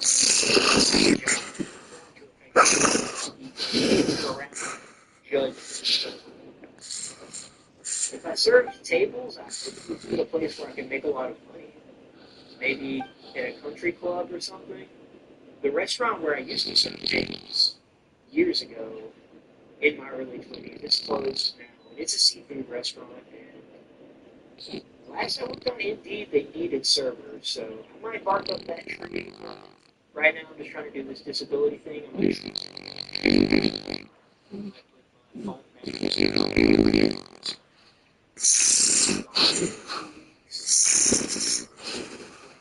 Do some solo traveling, get myself a little bit better.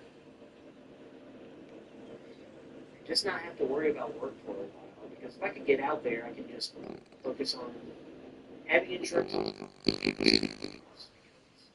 You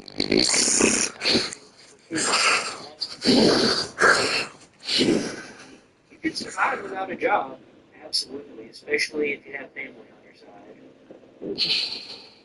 I lived in my van for a while, and that was okay. It was getting hotter, and I'm glad my folks were here for me.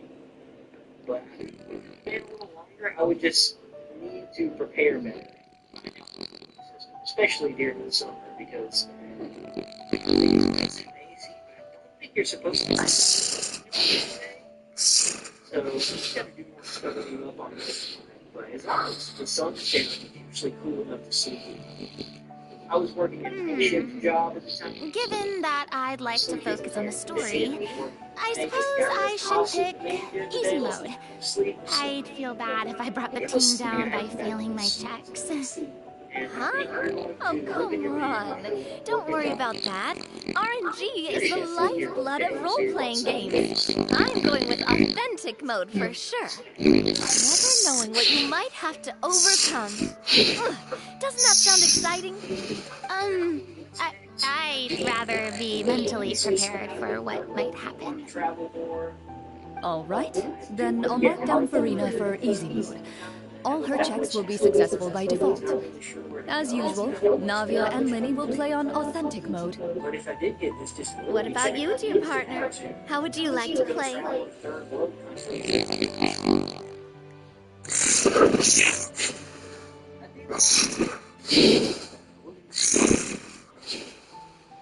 If I had disability income, I would at least be able to bring a little bit more to the table. I could pay my parents more, or I could get out there and rent a room every month. And then once I get a room for disability, I can work part-time. So I'm just exploring those options because my eyesight's not great, and it's been a struggle with every job. Yes. Be worse. It's a hot sauce. Stay hydrated. Video. I'll keep trying to post consistently. I don't always have things to talk about. I feel like if I post every day, I run out of things to talk about. YouTube feels more like a job. Also, when you post consistently, you do subscribers and all that good stuff.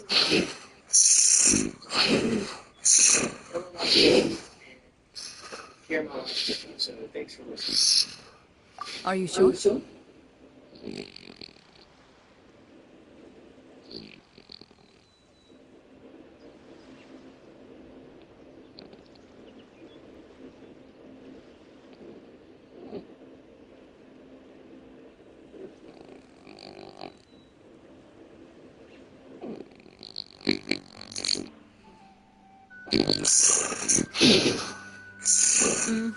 No need to worry about the pesky photometer.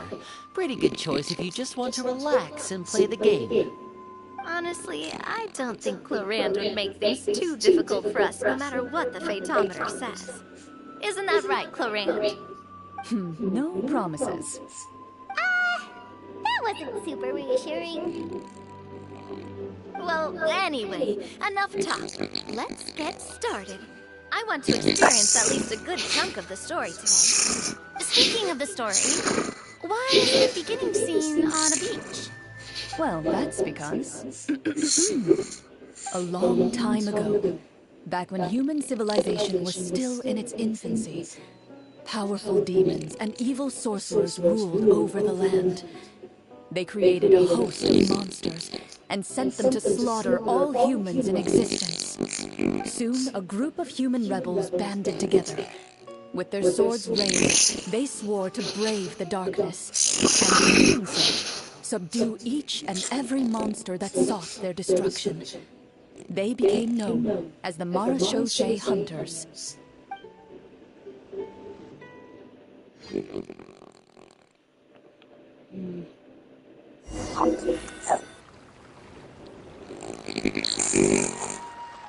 Sometime later, as a member of the Marachaussee Hunters, you receive a commission.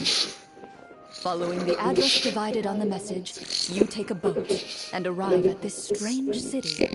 As you inhale, you can taste the slightly salty air of the docks as you begin to survey your surroundings. There aren't many people in the vicinity, but you do take note of a few others who, like you, seem to be sizing up this place. Your eyes meet, and you realize these people are fellow Marachaussee hunters, likely led to this location after receiving the same commission as you. You're all Marachaussee hunters too, right? Allow me to introduce myself. The name's Navia, monster hunter by trade and helpful neighborhood businesswoman on the side. What say you to traveling together? We can help each other out on the road. Okay, count me in. My name is Linny. I've been wandering since I was little and picked up a few less than legal tricks along the way. I was adopted by a Marachaussee hunter and later chose to follow in his footsteps. Is this where you introduce your character to everyone? It sounds like they've done this dozens of times. My grew up in a noble family. I always had a strong interest in performance and the arts. Even though I'm a marchese hunter, what I really want is to be a performing artiste. Hey, that's really cool. You can do it, Farina. That's exactly how it's done. Paimon is Paimon, a good friend and companion to this Marachose hunter right here.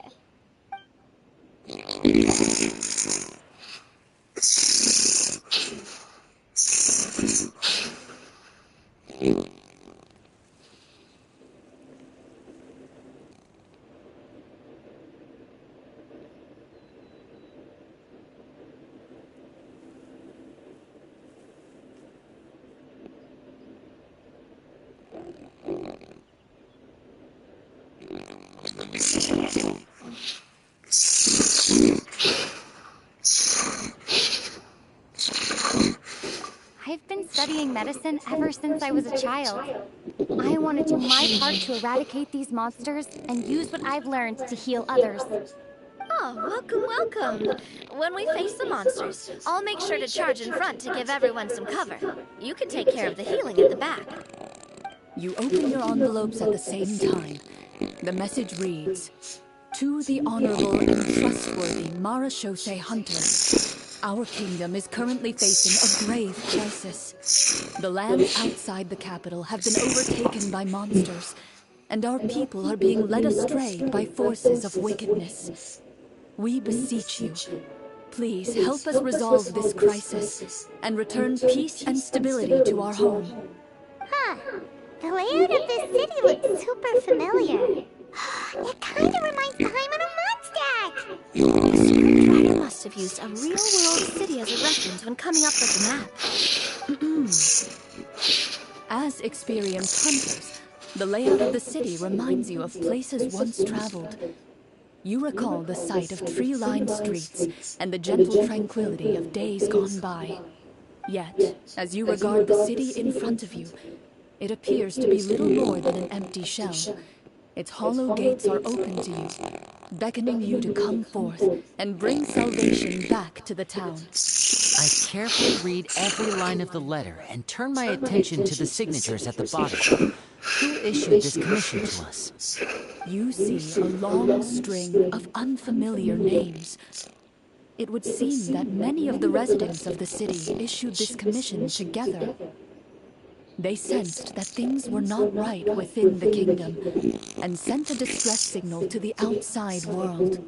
In that case, good idea. We might be able to get some leads on the monsters and bad guys we're after. You look up and see a tavern nearby.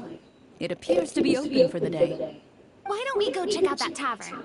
If the novels I've read are anything to go by, taverns are usually full of information.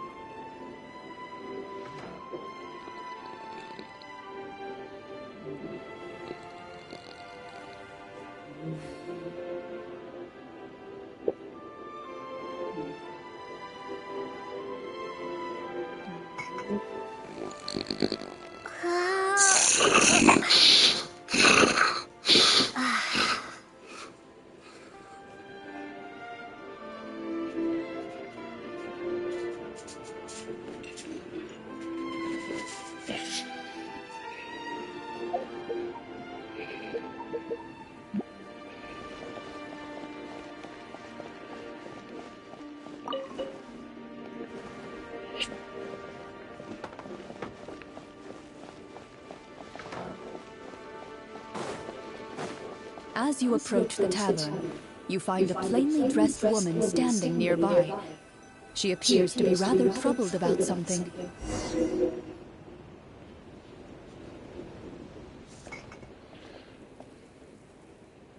Greetings, friend. Lovely weather we're having today, don't you think? Oh, hello. I suppose you're right. The weather today is quite lovely. It seems like every character included in the script has a certain amount of useful information to offer. If we keep asking questions, we might be able to get some good leads. Oh, come now. Don't be sad. Life is all about optimism. Oh, that reminds me. What did you have for breakfast this morning? Huh? I don't think that's the kind of question we're supposed to ask. Nothing turns a frown upside down like good food. How about some macarons? I could make you some. You didn't even take cooking as one of your skill proficiencies.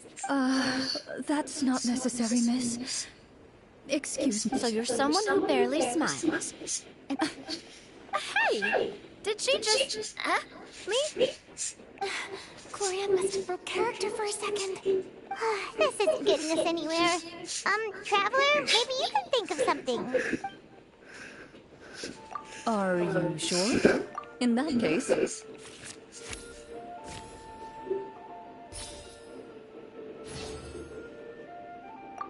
Whoa, it was a success! You remain silent as you prepare a pot and fire to use for cooking. The woman stares at you with her mouth agape as you skillfully cut the ingredients and toss them into the pot. After some time, a rich aroma begins to fill the air. Even a passing cat can't help but stop in its tracks and look up in anticipation. Please have some food. Who knows? Maybe you'll feel better after eating something delicious. Whoa, that's amazing. Wait, so as long as you pass the check, you can pretty much do anything? And it won't be seen as absurd? Oh, thank you. You were right. This food really did make me feel better. So what had you so worried earlier? Could you tell us a bit more about it? Okay. A horde of monsters suddenly... Do you remember when those monsters... I'm not completely sure. Do you know where he was? It all happened so fast. You have our thanks, friend. Thank you. Don't worry. We'll find him. Just try to remain optimistic, and we don't always get to choose what happens to us. But we do get to choose the little things, like what we eat and... I'll do my best. You bid farewell to the woman, and continue your journey further into the city.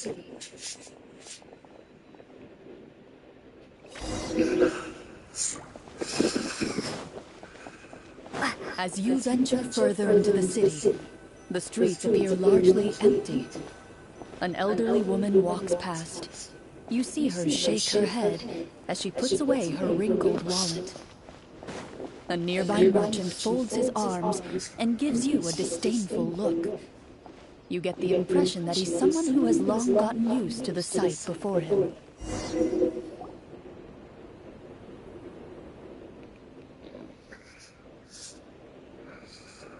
Although he doesn't seem very... friendly. Pardon me, sir. That depends. How about... What do you take me for? Some... Surely an onion... what do you know? War is nearly upon us. Everything costs several times what it did before. If you're not gonna buy anything, then scram.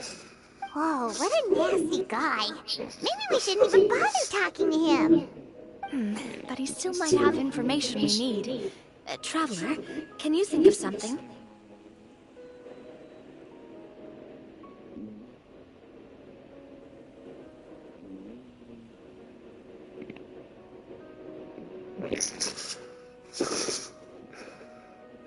Sir, we came to the city to solve the...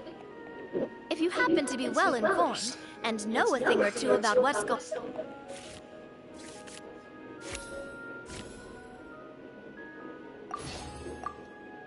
Well, things are basically as you said, young lady. Those monsters are camped outside the city, and they've been destroying all our trade routes. We have limited reserves within the city, so if this continues, we're all gonna be in big trouble. Wait, you're saying no one has put a plan in place to distribute supplies or maintain order? We could all starve, and those nobles in the palace wouldn't even break a sweat. Who knows? Maybe they've been in cahoots with the monsters all along. That is concerning. All right. That's all the information you need, right? Off with you now. I've still got business to do. You know, if you smiled a little more, you'd definitely get more business. And I bet that would make...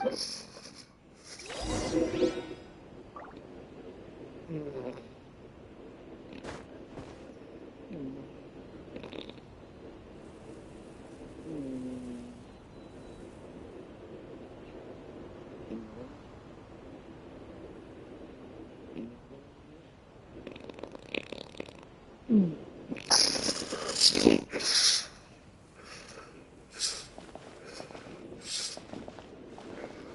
we try to go somewhere with more people? Oh, how about the city square? Follow me.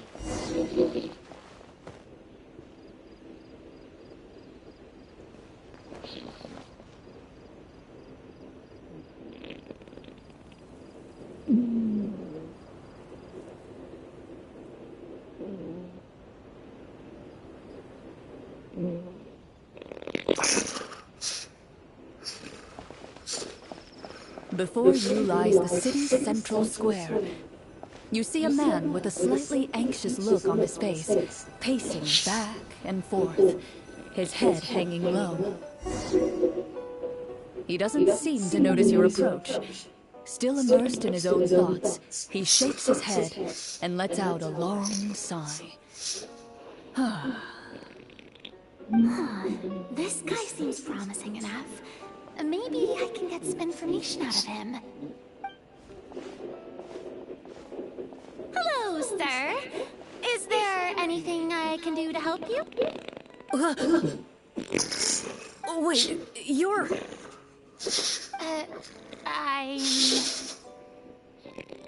Oh, dear goodness! You're a Marechaussee hunter!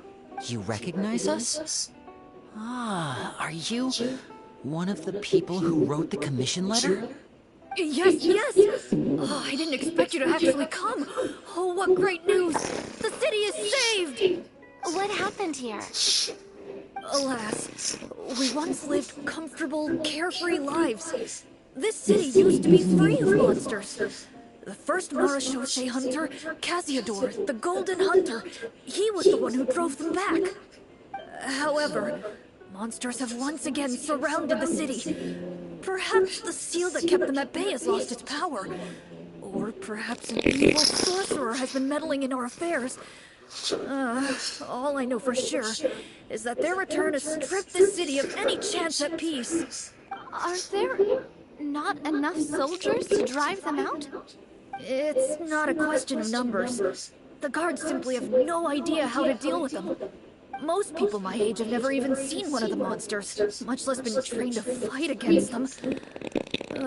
What's worse, many of us don't even know the history of the Marechaussee hunters anymore. When I was a child, though, my grandfather would tell me stories about how the Marechaussee hunters drove back the monsters.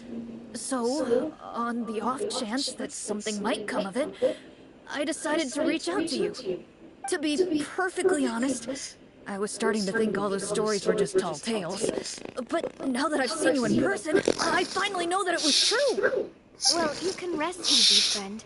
The righteous and formidable Marechaussee hunters are on the case. The man is touched by your determination and resolve. His eyes begin to well with tears of relief. Still, if we are going to hunt the monsters, we need to know where to find them. Can you give us any leads? All I know is that the area outside the city is dangerous. I'm afraid I can't point you toward a specific location. Oh, although, if you leave the capital through the main gate and follow the road, you should run into a group of guards. They might know more about where to find the monsters. I see. We'll go look for them then. All right. Be careful. Oh, and one last thing. The monsters outside the city are just part of the problem. There are evil sorcerers inside the city as well, so be on your guard. They're actively working with the monsters, and have corrupted the court ministers with malicious magic. They're the reason why, even inside the city, everything has been a giant mess. Even one of our kindest ministers has turned into a boorish and unreasonable figure, interested in nothing but enacting laws that exploit the people. Who knows how much longer we'll be able to go on like this. Talk about being stuck between a rock and a hard place. I feel bad for him. Maybe we should try to cheer him up?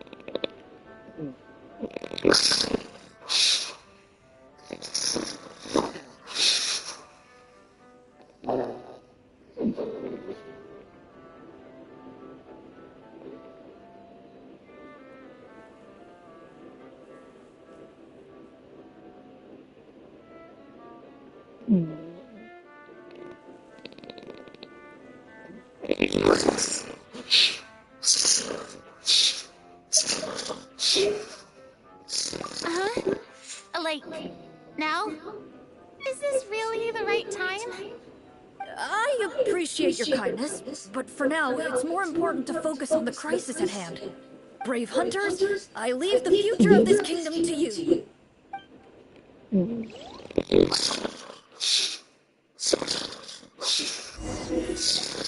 If I understood correctly, there are currently 2 problems in the kingdom that need solving, right? Exactly. We need to defeat the monsters outside the city and take down the evil sorcerer stirring up trouble from within. But which problem should we tackle first? Well, this seems like a good moment for a break. Take some time and discuss what you want to do. Let me know when you've made your decision. I really didn't expect the people in the city to keep us at arm's length like that. I totally thought the hunters would be treated like heroes. Well, Clarence said the script took cues from the real history of Fontaine, right? Maybe the real-life Marachose hunters were also treated like that. I wouldn't say it's a perfect representation of history, but there are definitely some similarities. Would you like to hear more about it? Sure. As long as it doesn't spoil anything in the script. You brought up bits and pieces of the hunter's history before, but it was all in passing. Paimon wants to know too! The hunters were super powerful, right? Were they all from a special line of supernatural... No. All... Huh? In theory, yes. All you would need to do is survive the rigorous training and master the swordsmanship techniques required to fight the monsters. Still, most people dropped out at the early stages, and others called it quits the minute they saw a monster in person. To become a hunter, you must be strong in both body and mind. What kind of monsters did the hunters fight exactly? Oh, and the evil source... The land of Fontaine once played host to an ancient dynasty known as Remuria. After that dynasty fell, monsters began to appear, intent on obstructing humans from establishing a new social order.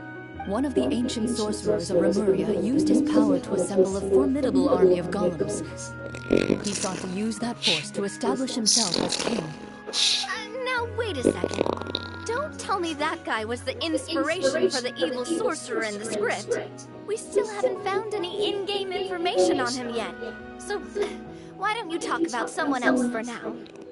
Well, I wasn't planning on going into anything you might be able to find out in the game. But if you want me to talk about something else, then... How about Casiodor, the Golden Hunter?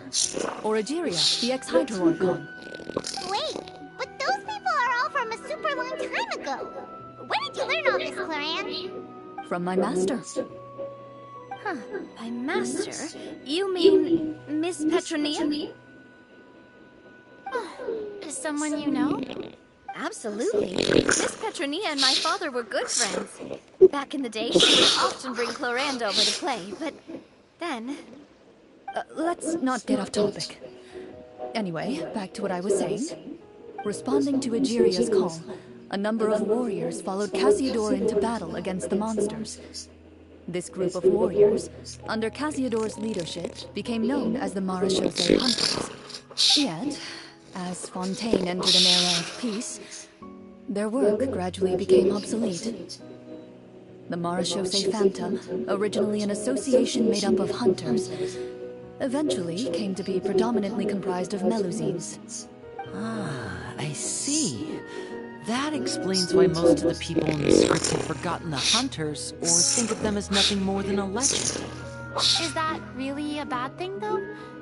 It can get tough always being the one shouldering everyone's expectations. Depends on who you ask, I suppose. If the name of the organization no longer commands respect, investigative work is bound to suffer.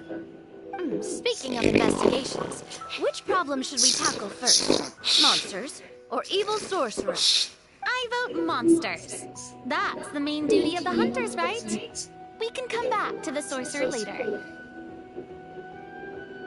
Well said, Miss Farina. Plus, if the sorcerers really are the masterminds behind this whole thing, defeating the monsters could give us some clues on their intentions as well. What about you, partner? What do you think?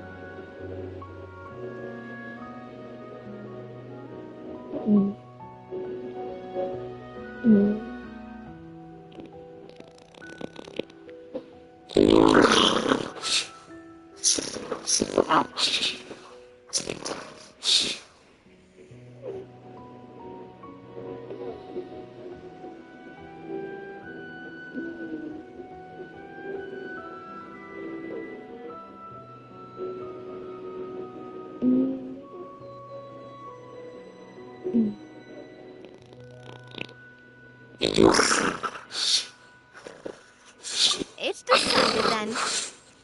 All right. After... Let's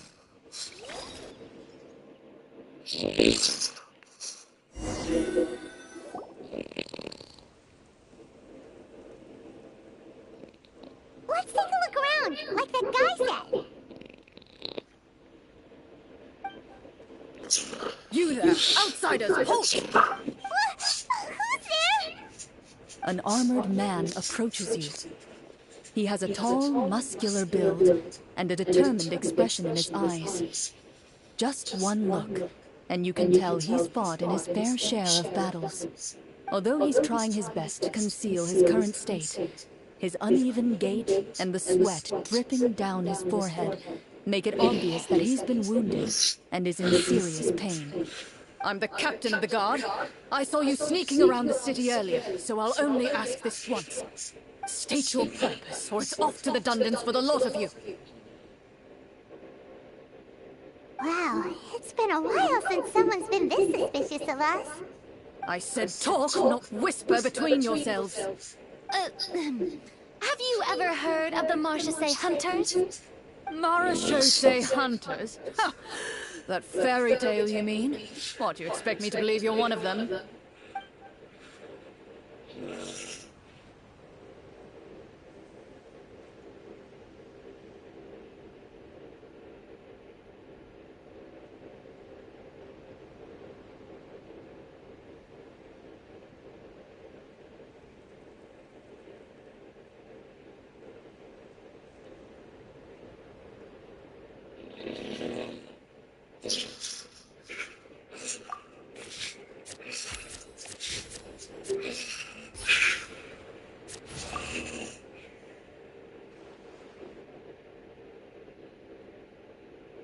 Using your knowledge of medicine, you're able to deduce that the injury on his calf was a monster's doing, and the wound has already begun to fester. As you check him over, he looks at you with suspicion and retracts his injured leg further back. I'm a doctor by trade. Please let me redress your wound. You don't have to suffer like this. The man appears somewhat disgruntled at having been exposed, but soon relents and raises his leg for you to take a better look. He allows you to apply a poultice of specialized medicine to the wound, and it appears to bring him... Oh, right. Guess you lot might actually be real Marachose hunters after all. Do you know where we can find the monsters? Or the other guards? He informs you of the various locations where monsters have appeared. He looks in that general direction with a pained gaze, as if a thin, invisible thread is pulling on his wound. Some of our new recruits have never even dealt with a petty thief, and now they're out there fighting monsters. If it weren't for this cursed leg. Oh, please, sir. Don't get too worked up. You need to focus on your recovery. Just leave the monsters to us. We're Marachose hunters, after all. Hearing you say that, a glimmer of hope flashes in his eyes. But it disappears almost as quickly as it came. Those monsters aren't easy to deal with. But if you insist on going, I won't stop you either. I just hope all the guards will be able to come back to their families alive. I wish you the best of luck.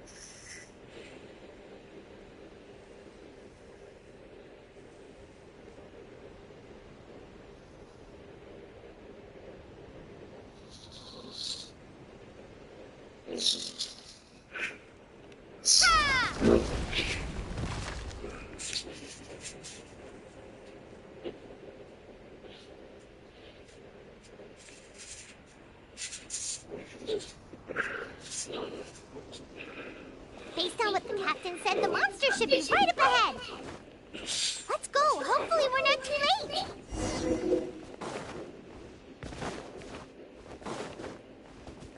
As you approach the battlefield, You see numerous people lying by the side of the road. They appear to be dressed like guards. Their faces are filled with desperation and terror. Some are screaming and cursing in vain, as if still trying to banish the monstrosities they saw from their minds.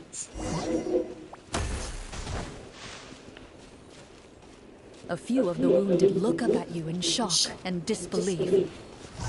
Quick, leave this place. Turn around and don't look back, they yell.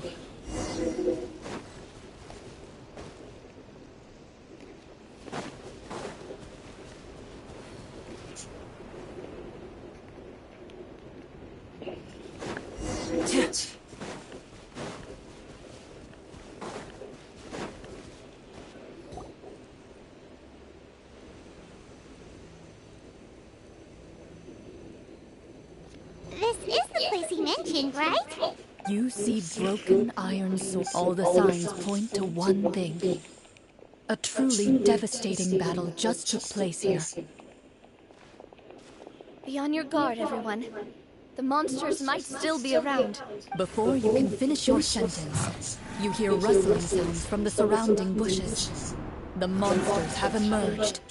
They close in on you without fear. You get the impression that your battle round begins now.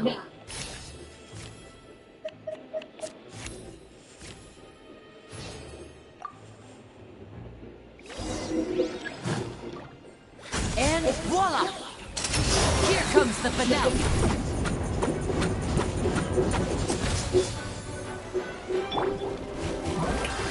Let the world collide!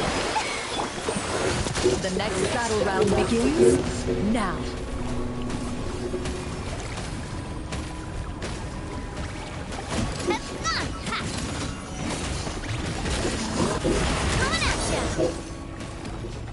The monsters let out a terrifying roar of anger and resentment before dissipating into thin air.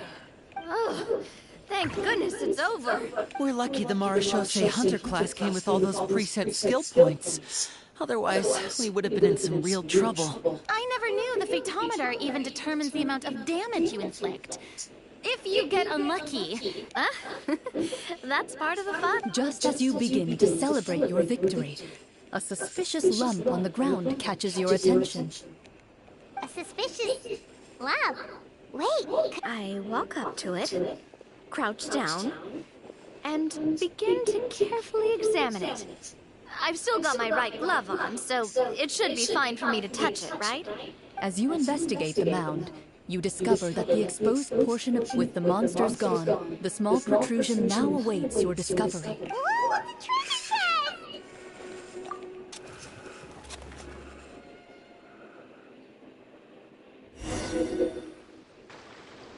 With everyone's help, you successfully excavate the wooden chest from the ground, even without opening it. You can tell from the Mora... Makes sense. We worked hard for this. Let's open it. I can understand your excitement, Paimon, but think about it. Yeah. Think about all the people suffering in the capital. Or all those guards who got hurt fighting... Wait, is that... Well, let's put it this way. Any decision you make during a role-playing game can... But would the people really believe us? It's hard enough for us to prove we're Marachose Hunters. That's definitely something we should consider. Maybe... Well, if donating it could cause that much trouble, why don't we use it to buy some gear and fill up on good food? Then we'll be ready to fight even more bad guys. Looks like you're facing a... Well, it's getting... Wow! I'm not sure if it's because I'm having so much fun with you all, or because the story is particularly enticing, but I feel like I could almost keep going. Here, here! Ooh, how about we play through the night? I'm not sure I'll have enough energy for that. Yeah, that won't work for me either. Lynette will give me an earful if I get home too late. I understand how you feel, Nadia, but we have to change venues for the next part of the story anyway. Huh? Another location? Mm-hmm.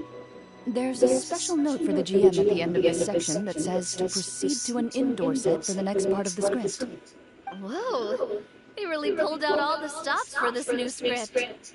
Well, even if we end the game for the day, we can still stay a little longer and hear Clairen finish her story, right? Paimon wants to hear more about the history of the Hunters. Something tells me you just want to finish the free desserts before we break for the day. That's just a coincidence, okay? Besides, to Paimon, not finishing free food feels even worse than having to buy your own. And anyway, Paimon really does want to hear more about Cloran's master. Well...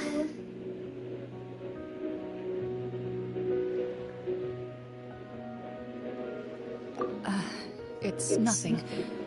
I appreciate the concern, but it's all in the past. It won't do any harm to share these things now.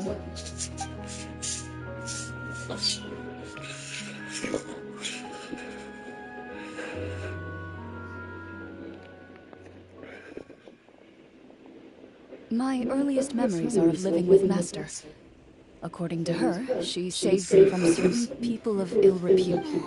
What a heavy beginning for a life story. Master was a fascinating individual. If my first ever toy was a short sword. Although I suppose it wasn't so much a toy as something Master removed from her waist and handed to a noisy... Oh, wait, so she handed an actual sword? Of course I did. I cut my palm and bled quite a lot. But Master was not concerned. She just stood, see, that's what you get for not holding the sword properly, she told me. She then crouched down next to me and said, "Give me your hand. I'll teach you to bandage this wound." Excuse me for asking this, Clorant, but how old were you exactly? Probably around, 3, give or take. 3? Isn't that when most kids are still struggling to hold a fork? As I said, Master was rather inexperienced in the ways of raising children. She believed trial and... I'm not so sure this is a question of experience. I didn't see anything wrong with her ways at the time. And anyway, children don't get to choose how they're raised. Oh, she did bring me back a pet from Liyue once. It was a Geobishop hatchling. A Geobishop hatchling? For a pet? That seems even more dangerous. What she said was this: make sure to get along, you two. If you really can't agree on something. And how old were you? 5. Well, did she win? No, I lost. So you're saying you actually became the Geobishop's pet? Yes, but only for a week. By the end of that week, I defeated it in combat. And we've shared a cordial relationship ever since. That really doesn't sound like the kind of childhood someone should have. Later on, I gradually understood that Master most likely didn't know any other way to raise a child. She was a monk thanks to her. I learned how to navigate the forest, but even though the training she subjected me to was strict... I still remember the first...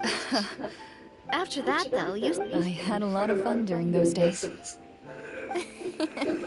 I enjoyed that we tried to pretend like we were Protector of Justice. Oh, wait, you mean... Yep, that would be her. She often would put on a black... 20 years ago, huh? Oh, there's no need to apologize. You have, although calling herself the Protector of Order was a bit much. Huh? When did the Protector of Justice become the Protector of Order? Oh, she had a bunch of code names. I heard she would just come up with a name on the spot whenever she was asked.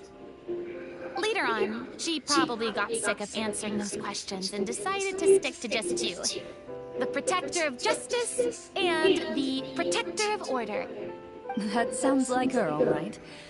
I bet she forgot which of the two she'd use by the time she got back each night. Well, she certainly sounds like a fascinating individual. With her strong sense of justice, it's no surprise her student followed in her footsteps. It's true. I always wanted to become like her. Someone powerful, independent, and with a strong sense of conviction. But...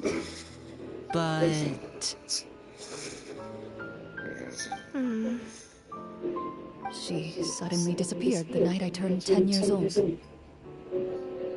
Disappeared? What happened? I have no idea. She didn't even leave a note. I was never able to find out where she went. That night, I was celebrating my birthday at Navia's house.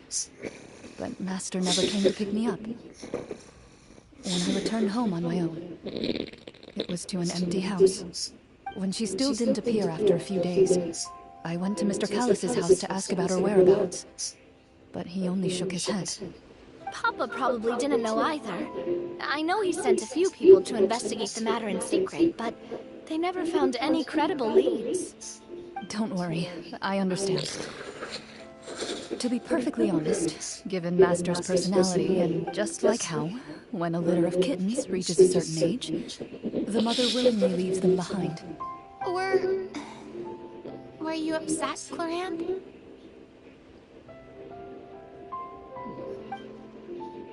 I was at first, but not anymore. I don't believe Master would suddenly disappear for no reason. There must have been something she just had to do. Well, despite everything, you still managed to follow in her footsteps and become the greatest champion duelist in all of Fontaine. You're practically a living symbol of law and justice. I suspect my position would be far too by the books for her. Master always did whatever she pleased. But you're right. I suppose I do take after her in some ways. Who knew Clorinde had such an interesting past? I never had the chance to ask her about it before. I wonder if Clorinde's master were the champion duelist back then. Would that duel against Mr. Callus have gone differently? Oh no. Judging by the atmosphere, Clorinde and Navia are probably thinking something similar. The mood just got super awkward all of a sudden. Well, anyway. Would you look at the time? It's getting dark, so we should probably call it a day for real this time. If we keep talking like this, we really... I had a great time today, Miss. Anytime. The script was good, but I've got to say, hey, you should tell us more about... What does she mean, on to something? I certainly don't know any... Guess I'll head back as well. I need to save my energy if I want to continue enjoying the story tomorrow. You're that excited to hear about my fight with the Vicious? I was talking about the script.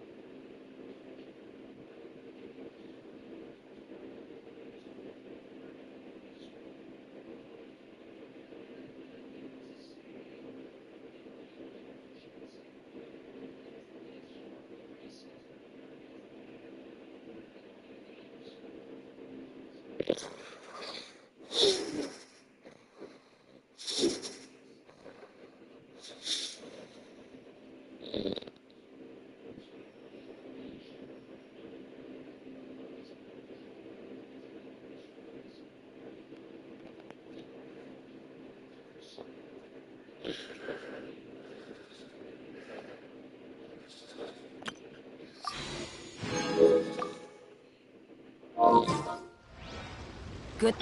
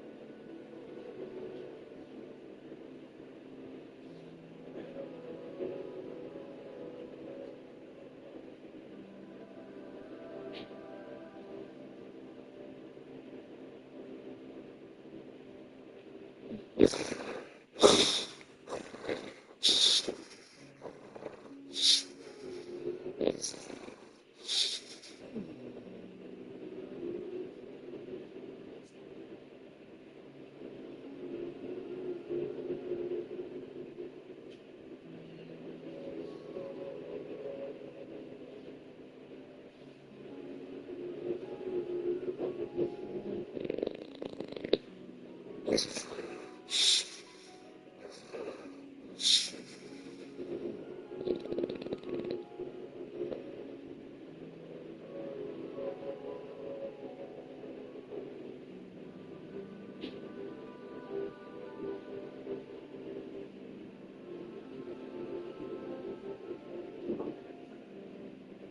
John.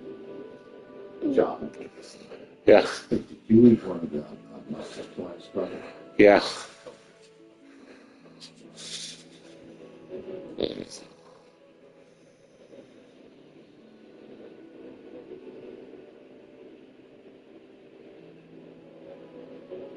Have another one.